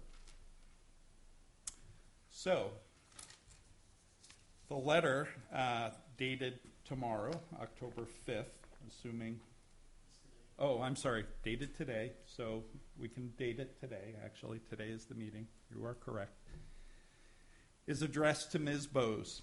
Dear Ms. Bowes, the Merrimack School District, SAU number 26, wrote to you on July 14, 2015, in unanimous opposition to a proposed alternate route of the proposed NED, Northeast Direct pipeline, coming within 500 feet of Thornton's Ferry Elementary School. I have attached a copy of that letter for your reference. It has recently come to our attention that Kinder Morgan will be submitting to you a modified plan to run along that referenced route. I call to your attention a few facts. First, Thornton's Ferry School, located at 134 Camp Sargent Road, Merrimack, New Hampshire, is a K-4 school in our district with a daily population of over 500 students and 85 staff members. The proposed route runs within approximately 500 feet of the Thornton's Ferry School playground, which is used daily by the school population. The proposed route runs within approximately 1,100 feet of the Thornton's Ferry School building. Lastly, the proposed route runs directly through 13 acres of Merrimack School District property, which can be found on the attached map between MP 23.4 and MP 23.5 in bold. The Merrimack School District opposes by unanimous vote of the school board, or whatever vote we get, any route on or within 1,000 feet of school district property. We hope that the proposed route referenced below and future proposed routes be removed from consideration to avoid safety impacts to a facility where our children and employees congregate. On Thursday, October 8th, 2015, At 7 p.m., the Merrimack Town Council is holding a meeting in the Matthew Thornton Room at Town Hall to conduct a workshop related to the latest proposed alternate pipeline route with Kinder Morgan. At this meeting, we will share these facts, our concerns, and our opposition to the currently planned route. I respectfully ask that this letter and accompanying documents be included as part of the public record. Thank you for your consideration. Sincerely, Christopher Ortega. Mr. Schneider. So the 4 bullet points that you have outlining the specific nature, what you outline as the facts on this one here. The town has posted on their website an interactive map that the National Regional Planning Committee put together, so you can actually measure distances and things like that. It's not 100% accurate, but it's pretty close for the purposes here. The proposed pipeline is approximately 1,100 feet, give or take, from the corner of the Thorntons Ferry School. However, what's written here is it says the proposed route runs within 500 feet of the Thorntons Ferry playground. It's not accurate because the Thorntons Ferry, say that 3 times, the Thorntons Ferry playground runs, it's within 100 feet or so of the school the way it's currently laid out. However, that being said, the Thorntons Ferry School property runs all the way to Continental Boulevard, which is 500 feet from the pipeline. So I think in the spirit of what you're trying to accomplish, that you should say the proposed route runs within 500 feet of the Thorntons Ferry School property. Because by having the pipeline in close proximity to that property, as well as going right through the property we own, which got bisected by Continental when it was built, it prevents us from using that for anything purposeful. Correct. It takes away our rights to use that property. So if we wanted to put a big playground on the back of Thorntons Ferry, even if we put a nice fence to protect from the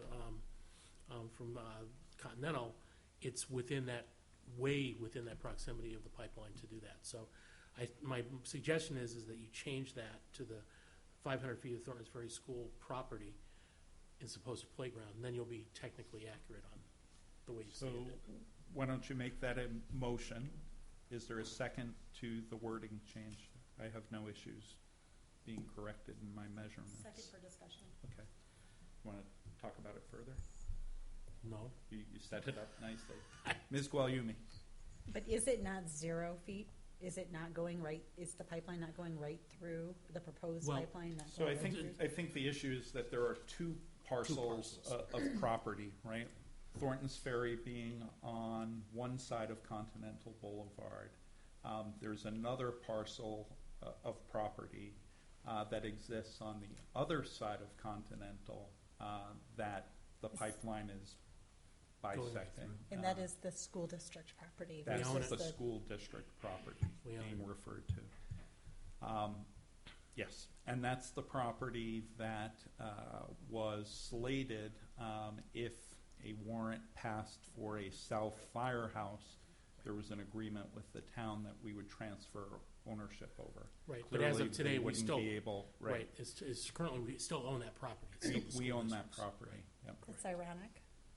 What's that? It's just ironic. Mr. Powell. I can appreciate what Mr. Schneider's trying to accomplish, but I think I like the word playground in there. I think it has more, I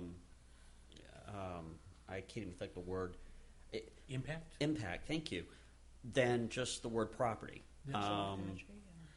So is there some way that we can incorporate that? Well, okay, so if we're going to be accurate, and I'm one of these facts kind of guys, the current playground is well beyond 500 feet from the pipeline. So if we're going to state playground, we have to be accurate in our description, and it'd be about 1,000 feet, given our current. But so that's the facts between when you measure and you look, that's where it exists today. So where'd you get the 500 number from? The 500 number was actually given to me by Ms. Harrington. Okay.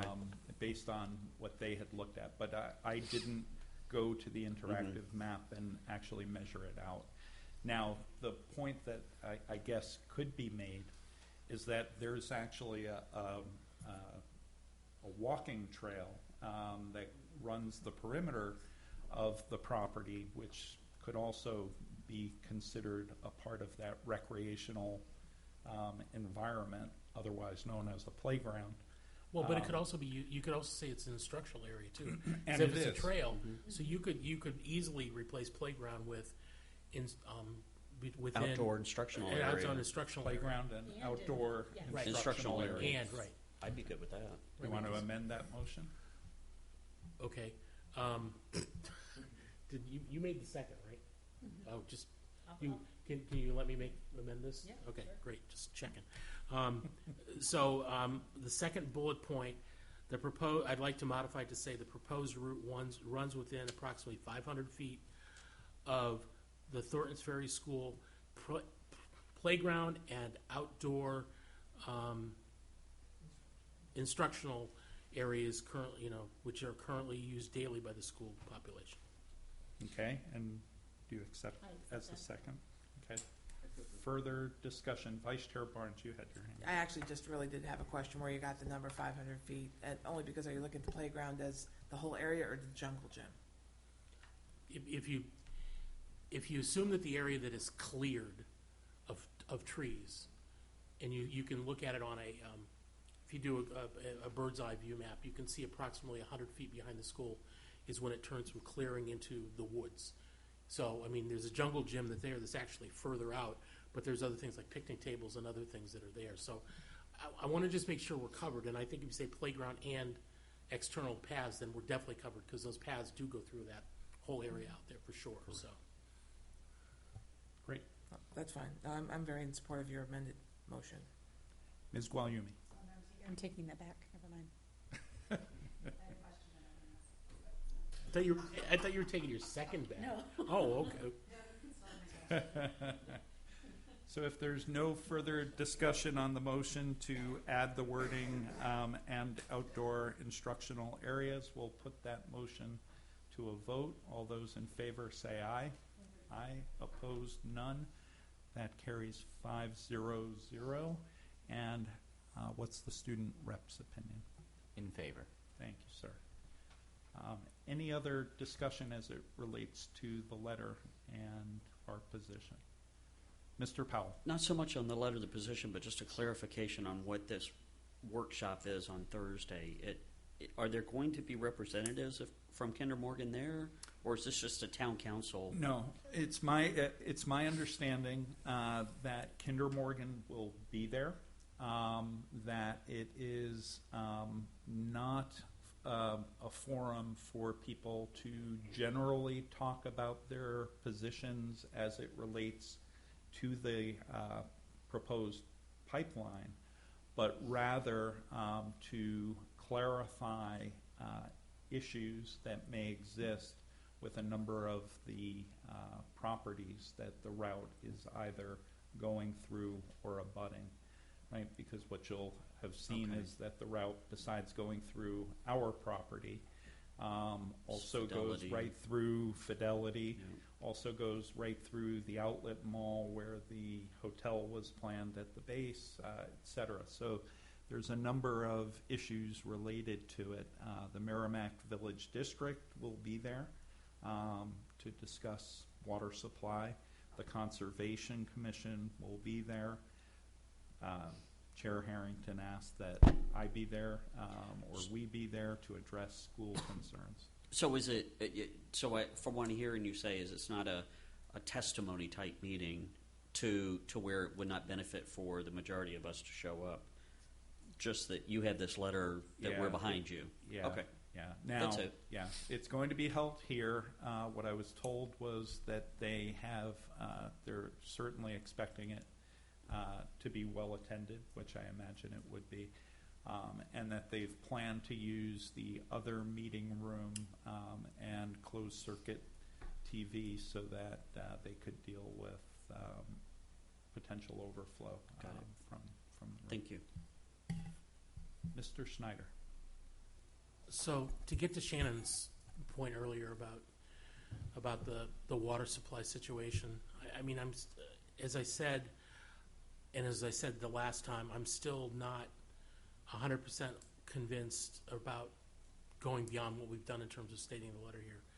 But it would be interesting as you observe the discussions on Thursday night to hear what the district MVD has to say about this, and in particular the tie-in with Pennachuck, because it's always been relatively unclear to me, being a consumer in town, if Pennachuck, how Pennachuck partakes and participates in our water supplies in general. We talked a lot the last time about wellheads and things like that, but it would be good to understand as part of the data process.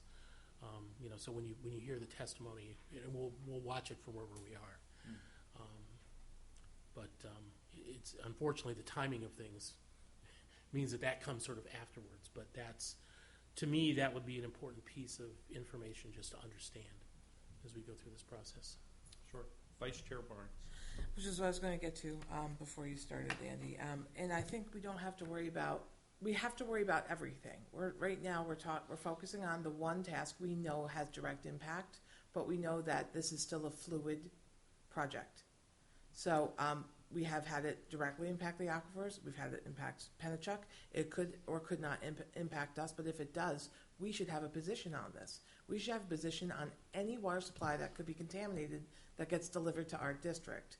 So I was going to make a motion that we add the statement, the Merrimack School Board also opposes any project that would impact the water supply delivered to district facilities. So regardless of where they want to wiggle that pipe, if it hits the water supply that impacts our district, we are opposed because of student safety and staff safety concerns. So it doesn't matter. We can't focus on the map. We need to focus on the idea, because the idea is not going away. The map is the thing that consistently has changed since this project got introduced. So I think we want to have a position regardless. So if it moves again after we have this meeting, we've already covered our bases in our concerns regarding the water supply risks to our students.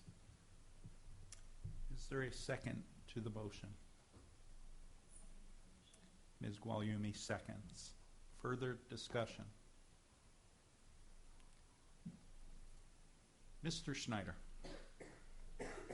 So I could imagine, and I'm speculating in my head, that if we did that, somebody could hire a geologist to go through and find the areas of Merrimack, for example, where there is no aquifer that gets drawn from a well or something like that, and tries to wiggle a pipeline through other parts of town to do that. So my concern is if we start calling out a specific component, like water, are we creating another technicality for them to try to get around through putting the pipeline through? That's my only concern. I mean, and again, I'm not speaking as a resident. I mean, I have a personal belief about the pipeline, but I'm also trying to speak as a member of the board in the level of protection that we can offer and what the impacts are and what I feel comfortable in actually saying in a letter that we could stand behind. I'm still not 100% convinced one way or the other. I still, as Mr. Powell said the last time we did this, there's still data that we'd like to see and understand. And I know that the town has a position on this. They've stated a position about the water. So I'm still not sure that I support modifying the letter with this at this point. Any other discussion? Vice Chair Barnes. I think as a board, we are hired to protect the interests of the students and the staff that we serve. And if we don't cover that and it isn't covered, well, we showed no concern. So I think we need to spell out wherever we can find an opportunity, areas that we would have exposure to those that we're elected to represent. So for that reason, I think this is an area we would be elected to represent. And if we have a position on it, I think we're in a stronger place than if we don't. Ms. Gualiumi. What about something that might show our partnership with our town council?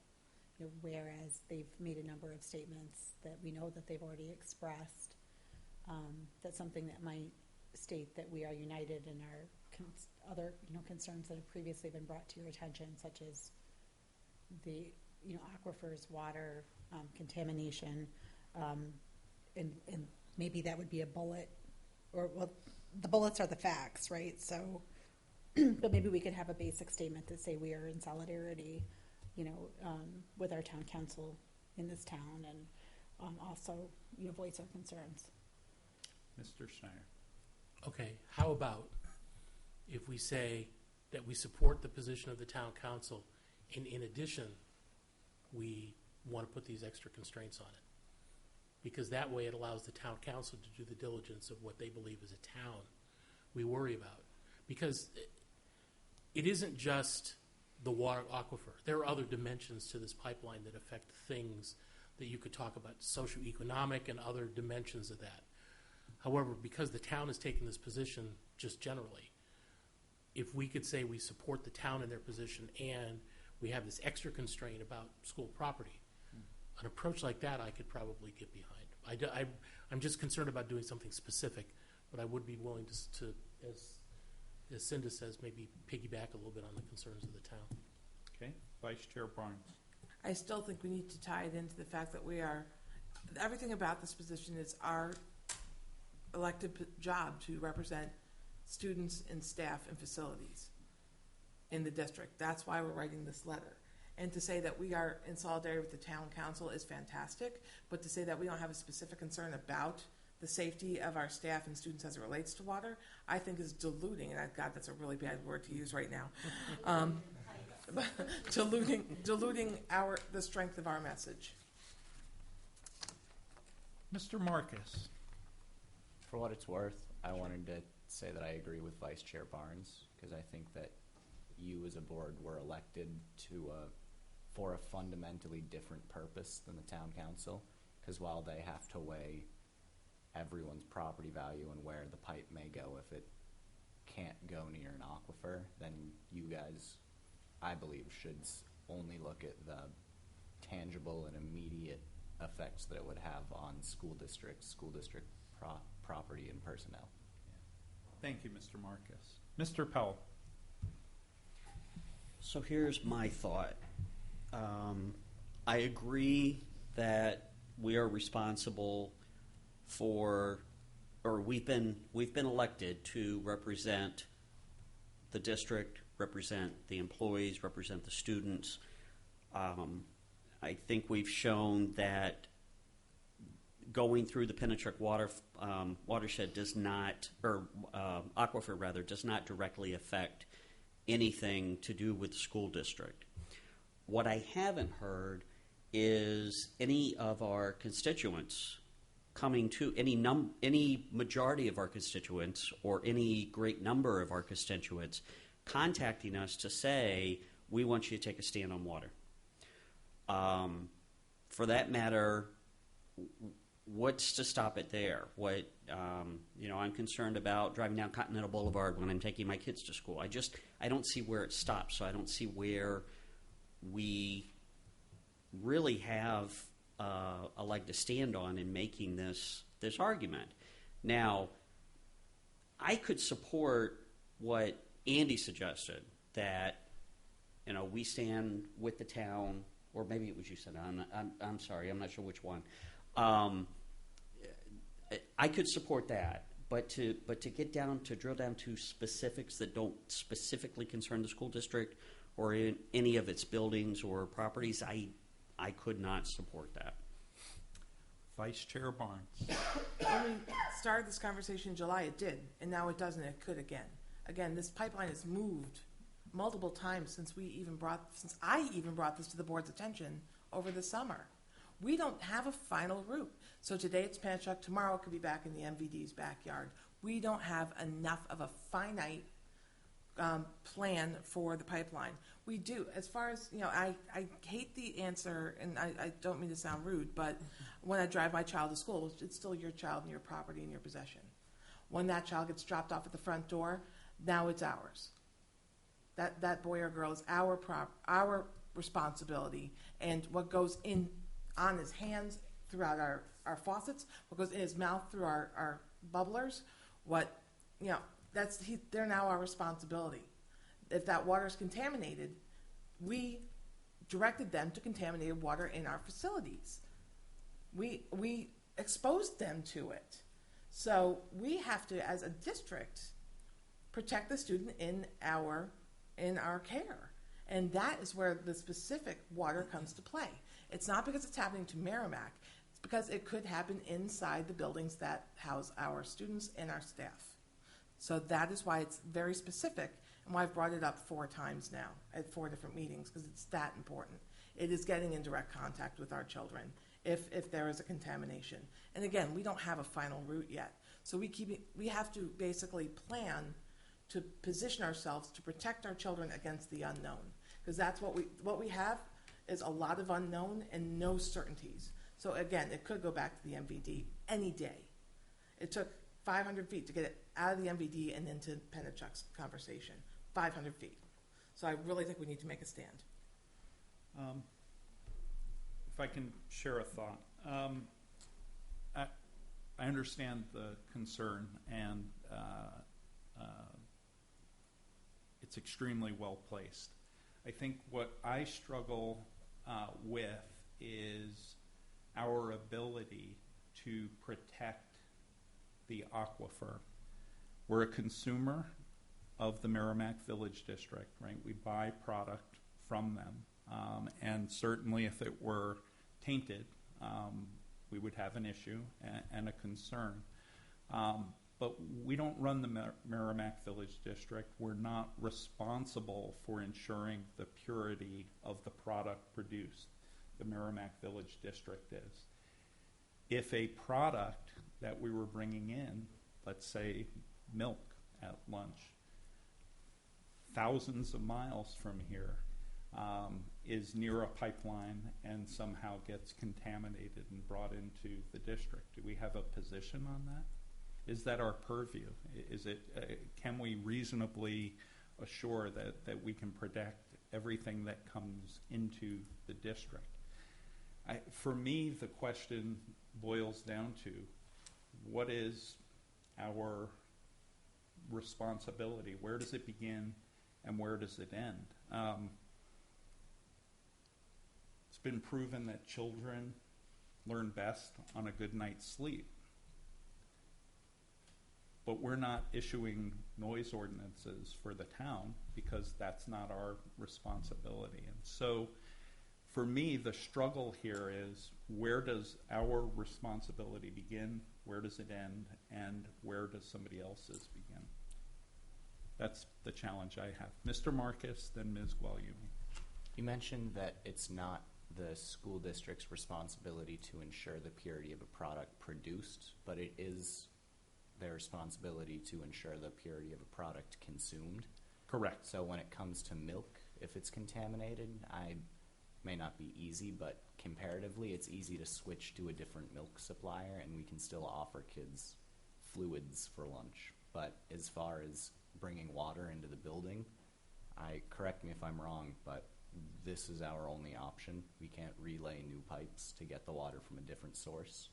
So an impure product is our only choice for consumption. So I do think that it would be your responsibility to at least strive for it to be produced in a safe manner. Yes, Ms. Guagliumi. Well, I mean, the town council is also taking position on it, and they feel that, it's important enough to have a position, and I feel like to add a little, not only, I think Shannon is right. I think it is a risk. Some of it is unknown. We don't know until biologists get in and tell us otherwise, or whoever has to look at it. I think it's something that we should be concerned about as a school board, and I don't think there's any harm in putting a sentence reiterating, maybe not everything that the town council has made a position on, but first and foremost, the property, the proximity of the pipeline to our students, and therefore something that could potentially come into the building, such as water. I think there's not a lot of harm and a lot of benefit in reiterating their position. Thank you. Mr. Schneider. Part of my concern is that I don't disagree with anything anybody's saying that we've got to worry about the quality of water as a consumable. But there's also other contaminants that students can get, groundwater rising, air pollution, air quality if for the right kind of things out there. Part of the problem is we as a board have viewpoints and opinions and this belief we're providing safety. But as you said something earlier that we're consumers of things that are delivered through town entities. And the town is working to protect all of those that live within it, of which we as schools reside within it. I don't want to limit ourselves to just putting groundwater, drinking water, in there, because what if there's something unforeseen in 2 weeks that we haven't thought of? You know, what if they decide to put a compressor station, 2,000 feet from the school, and then you've got different sort of pollutants and things like that. We don't know. And the town is the one that is extremely proactive in working with Kinder Morgan. They're the sort of point of the sword, so to speak, in terms of Merrimack's defenses against it. And therefore, while we could call out 1 or 2 points that we think is important to us, I'd hate to have to reopen a letter because we found a third point that we want to make sure we emphasize, which is why I think it's our safe and still as strong. I mean, I don't see why if we say we concur with all the points raised by the town council in their letter and even put the quote of the letter that they put in there, and in addition, I mean, why is that diluted? Why is it less? Because we're saying that the town has expressed the concerns, that we're 100% behind those concerns. And in addition, here's a concern the town didn't give you, and we're going to give you that concern. So that way, if the town comes up with a different concern, we're captured by it. I mean, that's where I'm coming from, because I want us, whatever we do at this table, to be unanimous, strong, there. I'm worried about us calling out specific items. I know that people have talked about water, and I don't disagree. But that's the same issue for anybody on a town water system. Schools, businesses, things along those lines. And that's just my position. That's where I will go this evening based on what I know and what I feel comfortable in doing. So, Ms. Guglielmi. What about something like a sentence that would say that the Merrimack School Board is opposed to anything that creates unnecessary risks to our students and staff, such as water, for example, or drinking water, for example. do you propose that have any tie-in to the exhaustive list that the town does? I mean, I'm just curious, because that, if we're going to put something in, let's put some meat behind it, right? And that is a very subjective sort of a list. Well, I think, what you said really made me think of it that way, just like what you said. If all of a sudden something else comes up that we're not aware of, then we're back at the table again, reevaluating what that risk is for our students. So why not have a more general statement that, we would not support something that would put an unnecessary risks to our students and staff. So basically what you're proposing is you say, we as a Merrimack School Board oppose any impactful, any impacts caused by this pipeline that would affect quality of life, parentheses such as drinking water, et cetera, in harmony support what the town has outlined or something, and then we go into our thing like that. But I mean, all that is a, for example, being backed by something the town has formally stated, is an example. And it doesn't lock us in just to that one thing, and it puts the water into it, but really relies upon the town statement to put the official objection and what scope and things like that. I mean, to me, I think I have to have that tie into the town's statement. That's so fine. We're all captured. That's fine with me. That's. Could I ask Vice Chair Barnes to reread the proposed language? The Merrimack School Board also opposes any project that would impact the water supply delivered to district facilities. Thank you. I didn't think it was that, what's the word I'm looking for? Controversial of a statement. I thought it was specific. It was tied into a very specific exposure that we've had in iterations of this plan. I think if you wanted to add language, it's not a bad additional motion, but I don't think it, I think to this, to this motion, I think it should stand the way it is. Because it's simple, it's to the point, and it directly relates to project proposals, past and present, and how it may impact the water supply of the district.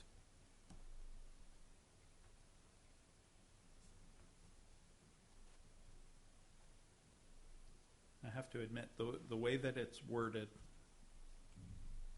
overcomes, I think, some of my concerns about overreaching our jurisdiction. In particular, I think it expresses a concern. It's not saying we have authority over the water supply. It's simply saying that there's a risk to the water supply, and as Mr. Marcus pointed out, right, we're a consumer without other choices, right? So, in that regard, I think it holds. I hope that folks appreciate the diligence, I think, as a governing body that folks are giving to what we actually have authority over and what we don't. For me, that's been the main issue over this, is we're not really responsible for the water supply, but as consumers of it, we have concern. Ms. Guglielmi. And I don't have a problem with the way that the language is written. My feedback was more or less to try to help get a unanimous support of something that I wasn't sure we were going to get. So anyways, it's a little bit of, I guess, brainstorming, but. Yeah. That's all well-intentioned. All right, is there any other discussion on this motion? Mr. Schneider. Is there any interest in the board to modify this to tie into the town stance or not? No, I think it's worthy of I'm not going to adjust my motion. However, if you feel there's a motion that you would like to make afterward about supporting the town's efforts to protect the infrastructure and quality of the community, I'm all for that as a separate and distinct motion. But you don't support it in substitution? This is such a simple statement. I don't want it to become so convoluted it doesn't make any sense.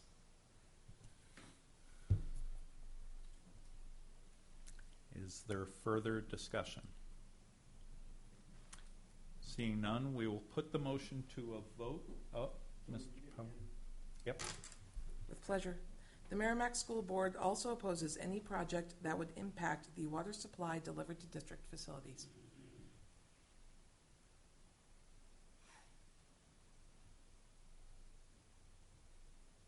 Okay.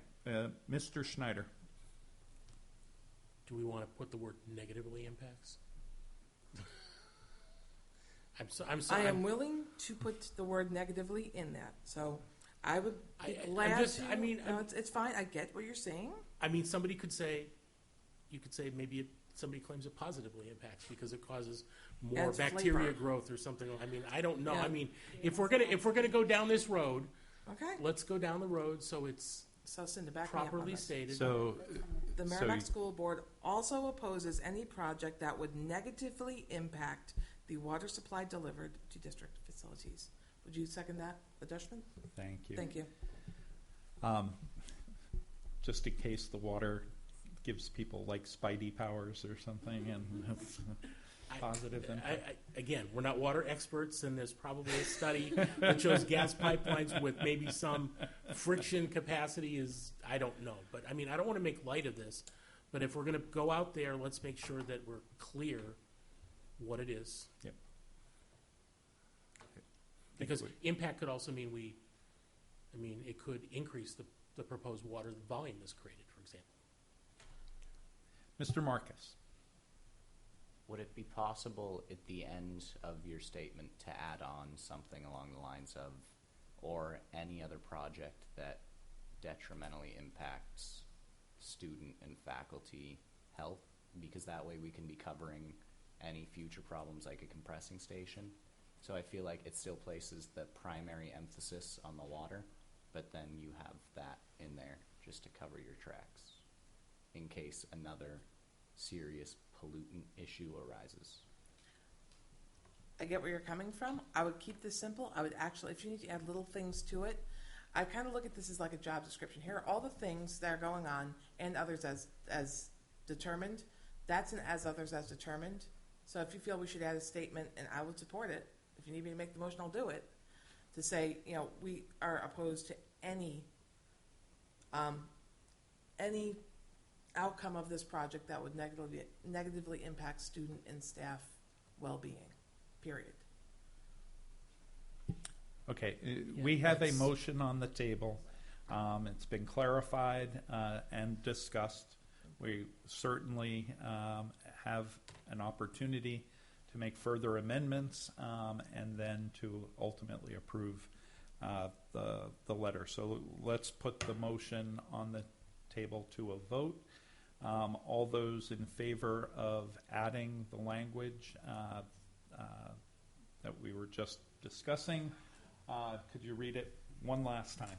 For those at home who haven't been paying attention, the Merrimack School Board also opposes any project that would negatively impact the water supply delivered to district facilities. Thank you. All those in favor of adding that language, say aye. Aye. Opposed? None. The motion carries 5-0-0. And Mr. Marcus, what is your opinion? In favor. Wonderful. Thank you. Are there any other amendments to the letter?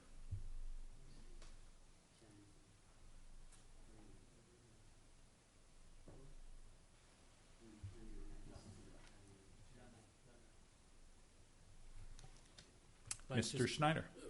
Mr. Powell asked me if I was going to add anything about the town end of things.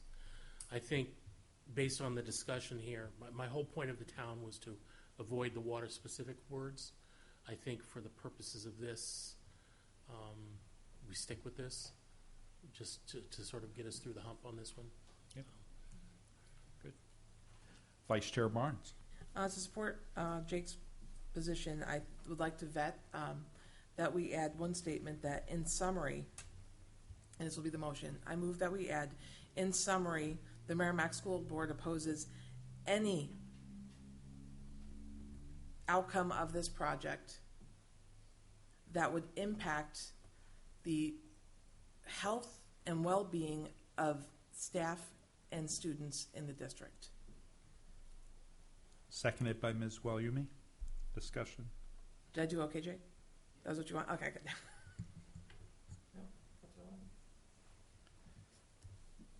So, in summary, the board opposes any project that will any outcome of this project. Yep. Outcome of this project. Yep. That would negatively impact the health and well-being of its staff and students. Okay. Further discussion. Mr. Powell. So where is all this going to be in the letter now? So the first motion was to add outdoor instructional areas. That's in the second bullet in the statement of facts. The statement that Ms. Barnes just raised and got voted in related to water, I believe, and you correct me if I'm wrong, comes after the first bolded statement, right? The Merrimack School District opposes, by unanimous vote of the school board, any route on or within 1,000 feet of school district property. In addition, the school board opposes blah, blah, blah, anything that would negatively impact our water supply. We hope that the proposed route referenced below and future proposed routes be removed from consideration to avoid safety impacts. That's where I heard that getting inserted, was after our initial statement of position. Okay. And then this sentence, if I understand correctly, would come in summary, which is before I respectfully ask that this letter and accompanying documents be included. It's essentially the last piece of content for the letter. Is that everybody's understanding? Yep. Ms. Guagliumi. I support the motion. We've discussed it before, and it was very similar to a couple of things that I had thrown out as well. And I think that it's not a hard thing to support. I think we all don't support things that would negatively impact the health and safety of our students and staff. So I'll be supporting it. Yes. Any other discussion? So seeing none, we'll put the motion to a vote. All those in favor, say aye. Aye. Aye. Opposed? None. The motion carries 5-0-0, and I don't believe I need to ask your opinion, Mr. Marcus, as Thank you. Vice Chair Barnes made the motion for you. Yes, thank you for the idea. Are there any other amendments to the draft letter that we would like? So if this is a letter of position, should we vote on the letter as a whole? Absolutely. Okay. Vice Chair Barnes. So I move that we approve the letter as amended. Wonderful. Second, Ms. Guagliumi again. Discussion? Or are we all discussed out? Okay. Seeing none, we'll put the motion to a vote. All those in favor of approving the letter as amended, say aye. Aye. Opposed? None. That motion carries 5-0-0. And Mr. Marcus? In favor. Thank you, sir. Wonderful. Making sausage. All right, that now takes us to item number 8, Board's message to the superintendent for 2016-2017 budget preparation. At our last meeting, each of us took time to share our detailed message to the superintendent related to administration's budget for 2016 and 17. Each of us had similar things to say, although we perhaps said them differently or had particular areas of focus that were different. I know that the superintendent, for as long as I've been on the board, and administration hear what each of us individually say and internalize it and actually address it as part of the budget. What I have done subsequent to that is tried to distill a common message of all of our points. None of our voices are necessarily in the specifics of this message, but each of the points that were raised are covered as it relates to the board's budget message for 2016-17. And so at this point, I will read this into the record. The Merrimack School Board's budget message for 2016-2017. For the 2016-17 budget cycle, it is the Merrimack School Board's desire that the school district administration budget for a high-quality education for our students while keeping the taxpayer in mind. The board has budgetary expectations which include but are not limited to the following. First, we will remain committed to the school district logic model, which was recently updated by supporting the long and short-term goals and objectives in the logic model. We have made continuous progress in the areas of literacy, numeracy, technology, school climate, and safety. We look for progress in student-directed learning and the goal of supporting lifelong learners.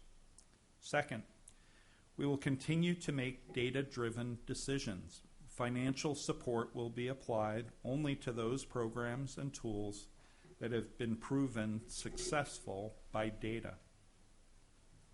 Third, we will maintain appropriate staffing levels based on enrollments and the needs of our students. In support of this, we will use enrollment projections for all grade levels, class offerings, and ongoing district initiatives, for example, educator performance evaluation and standardized testing, in making decisions. Fourth, we will continue to prioritize projects contained on our capital improvement plan. We will need to consistently plan ahead for various projects so as not to overburden any one particular budget cycle. We take responsibility for our buildings. Required maintenance projects such as roofing should be included in the operating budget and not placed on the ballot as warrant articles. Fifth, we will be forward-thinking with our support of curriculum and technology. It is the board's desire that the district continue to look for efficiencies with our use of technology while maintaining, improving, and expanding our infrastructure and staff readiness in an effort to bring our capabilities as current as possible. This will need to include, but is not limited to, the ability to support evolving standardized testing requirements. 6, we will continue to examine co-curricular programs in an effort to streamline our offerings and strive for equity in per-participant funding between academic clubs and athletics, and provide supporting historical data on budgetary and booster or individual funding as part of the budget.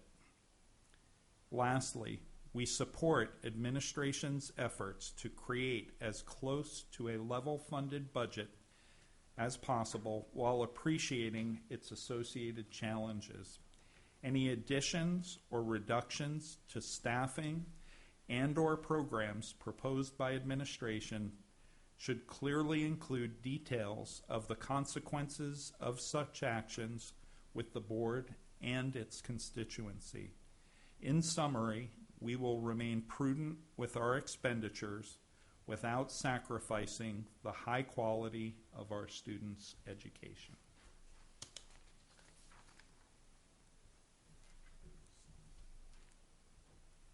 And with that, we have a segue now to item number 9 on tonight's agenda, year-end surplus to reduce taxes. Business Administrator Chevino. Thank you very much. At year-end, June 30, 2015, and I'll be going into this in greater detail with you at a time to be determined before I go before the Budget Committee sometime in November to get into the nitty-gritty. We have a surplus of $4.4 million to return to offset this year's tax rate, so that's very good indeed. Part of that was fueled by the $1 million unanticipated revenue we got from the Health Trust. So that was something that was looming very large on the revenue side. $2 million of this surplus, almost half of it, was on the revenue side. We get some unexpected catastrophic aid that's always under suspicion of being cut back totally every single year, and as is Medicaid, so that makes up almost $2 million on the revenue side that we received over and above what we anticipated. On the budgetary side, we underspent the budget by $2.5 million. $1 million of that was personnel and benefits. Around $200,000 was maintenance and utilities. A lot of that was in electricity and the natural gas conversion, although that came in rather late into the picture because of the construction timeline. It did serve to save us some money. The area that's really stands out to me is the Special Education Department, who brought in a surplus of around $1 million by reducing the number of out-of-district placements. It's all there in the detail, and you can see how the out-of-district placements from what was anticipated to what actually occurred by building programs in-house, and we say this every year, but This time it really showed up in the bottom line tremendously. And unfortunately, there were some unintended consequences of Brentwood closing, where you had kids just drop out of the system and not return back. So unfortunately, that was tuition that we would have liked to have spent if they would have stayed in business, but we didn't. So hence around $1 million of the 2.5 plus the savings and maintenance utilities and the budget personnel benefit savings adds up to 2.5, which combined with the $2 million revenue equals the 4.4. So I'm not sure about that health trust revenue refund coming in again, so I wouldn't plan on that. And you asked the question and you don't get a concise answer. So that's something we're not going to anticipate again. And we also have to be cautious about CAT aid and Medicaid because the story is coming out of Concord and the legislature and people that special ed directors know and talk about, and it's always gloom and doom, and then in the end, so far, we've been very fortunate, but there is always a very negative picture painted of those two programs and how much they'll be cut and scrutinized and remodeled and re-identified to get rid of all the areas where we were claiming Medicaid or catastrophic aid and reduce the so-called, what they call, loopholes. We just called them something that's worthy of reimbursement. So that's it in a nutshell. 4.4, it's going to help level out the tax rate for this year, which is good. And hopefully that'll build us some goodwill when going into building the budget for 2016, 2017 shortly. So Great, thanks. And just one quick question on the health trust refund. I'm assuming that's the net after accounting for the portion that employees paid in? No, that's the gross amount. Oh, no, okay. that is from 14, 15. Yeah, that is the net. That's correct. Okay. Because we had a contribution holiday. Yeah. Ms. Guagliumi. Can you remind me what the surplus amount was for the prior year? Because I know there was. I think it was around 4.8.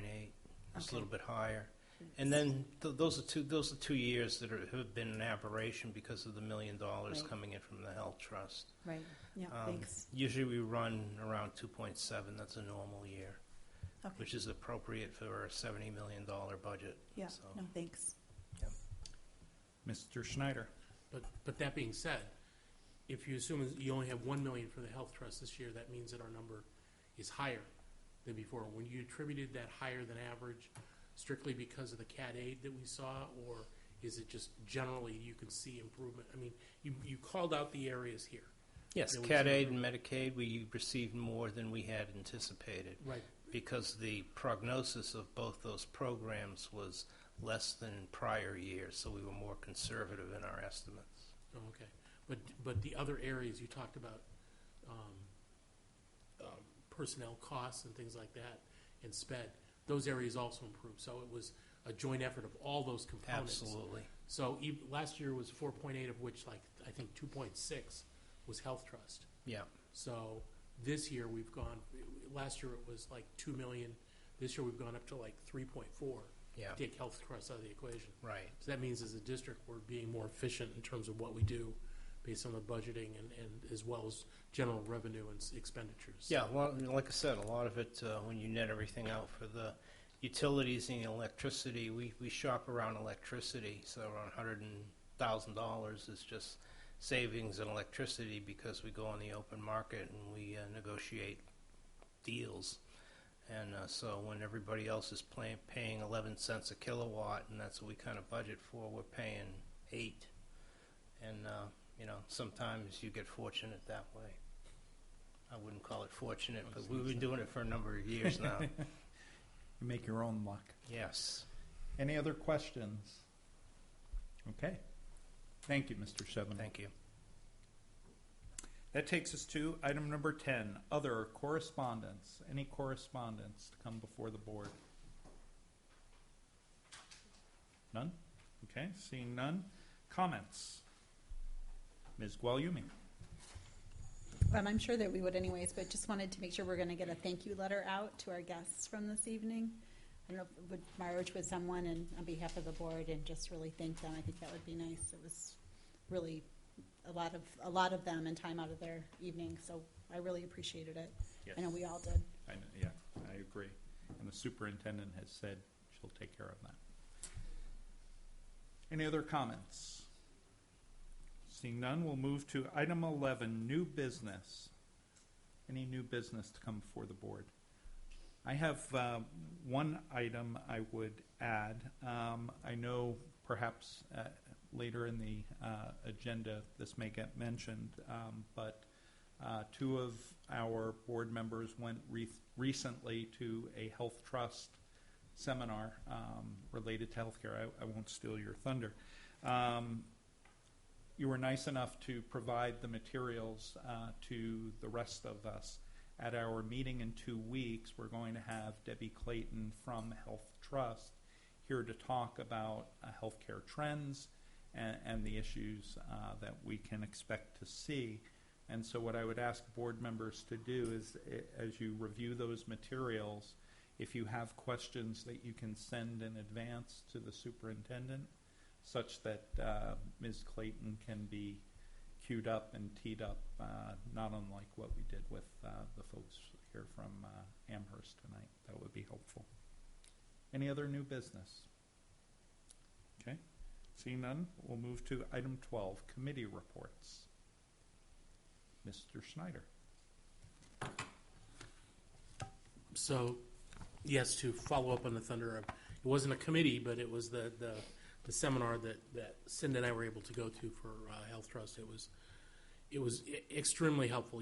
The materials are partially explanatory, but what I think we'll also do is aside from Debbie coming to talk, we'll also fill in some of our observations, because there were a couple of fairly lively sessions that were there that covered, including them referencing Merrimack as an example of the right way to do things, in one of the ones. So we'll try to see if we can show that as well. The only committee report I've got is that on October 1st, which was last Thursday, there was a meeting of Merrimack Safeguard. The first thing that we did was we held an election for chairman. Kay Murphy has moved out of the area, who was our former chairperson.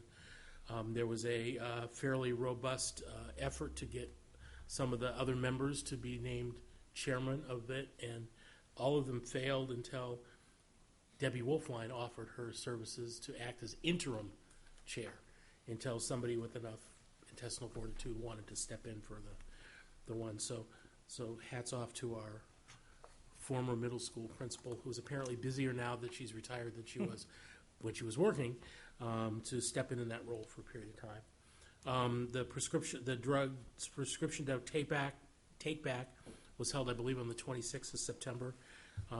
The police department picked up on that day alone 41 pounds of drugs from the take back.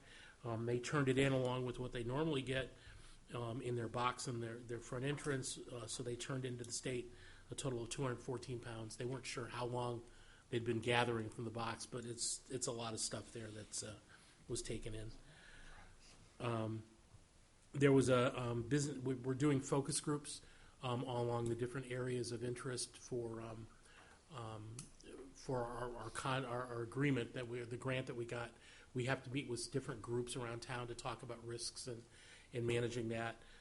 There was a business group, focus group, that was performed during the last month with a lot of members from local shops and stores and agencies that was there, and they talked a lot about what sort of things that they felt would help reduce the risk and increase the awareness of drugs and things like that. So there's going to be a report out on that. They talked a little bit about potentially looking at advertising about Merrimack Safeguard and some of the risks at, like, the movie theater. You see those things before the movie starts, or to put up something and maybe look at sponsorship or whatever to do that. So that was discussed. And they also talked about the the surveying that's done, the noms that are done at the middle school level, and try to coordinate what's done between the high school and the middle school to make it a consistent way of doing surveys. So we're going to look over time to try to do that. And that was it. And the next meeting will be in a month. So, Thank you. Any other committee reports? Okay. Seeing none, we'll move to item 13, public comments on agenda items. Is there anyone wishing to address the board? Seeing none, we will take a moment to sign the manifest, and I will entertain a motion to enter non-public session per RSA 91-A:3, Roman numeral 2, sections A, B, and C, made by Mr. Powell, seconded by Vice Chair Barnes. This is a roll call vote. Ms. Gualiumi, how do you vote? In favor. Mr. Schneider? in favor? Mr. Powell? In favor. Vice Chair Barnes? In favor. And the chair votes in favor. So the motion carries 5-0-0. Thank you, everyone. Good night.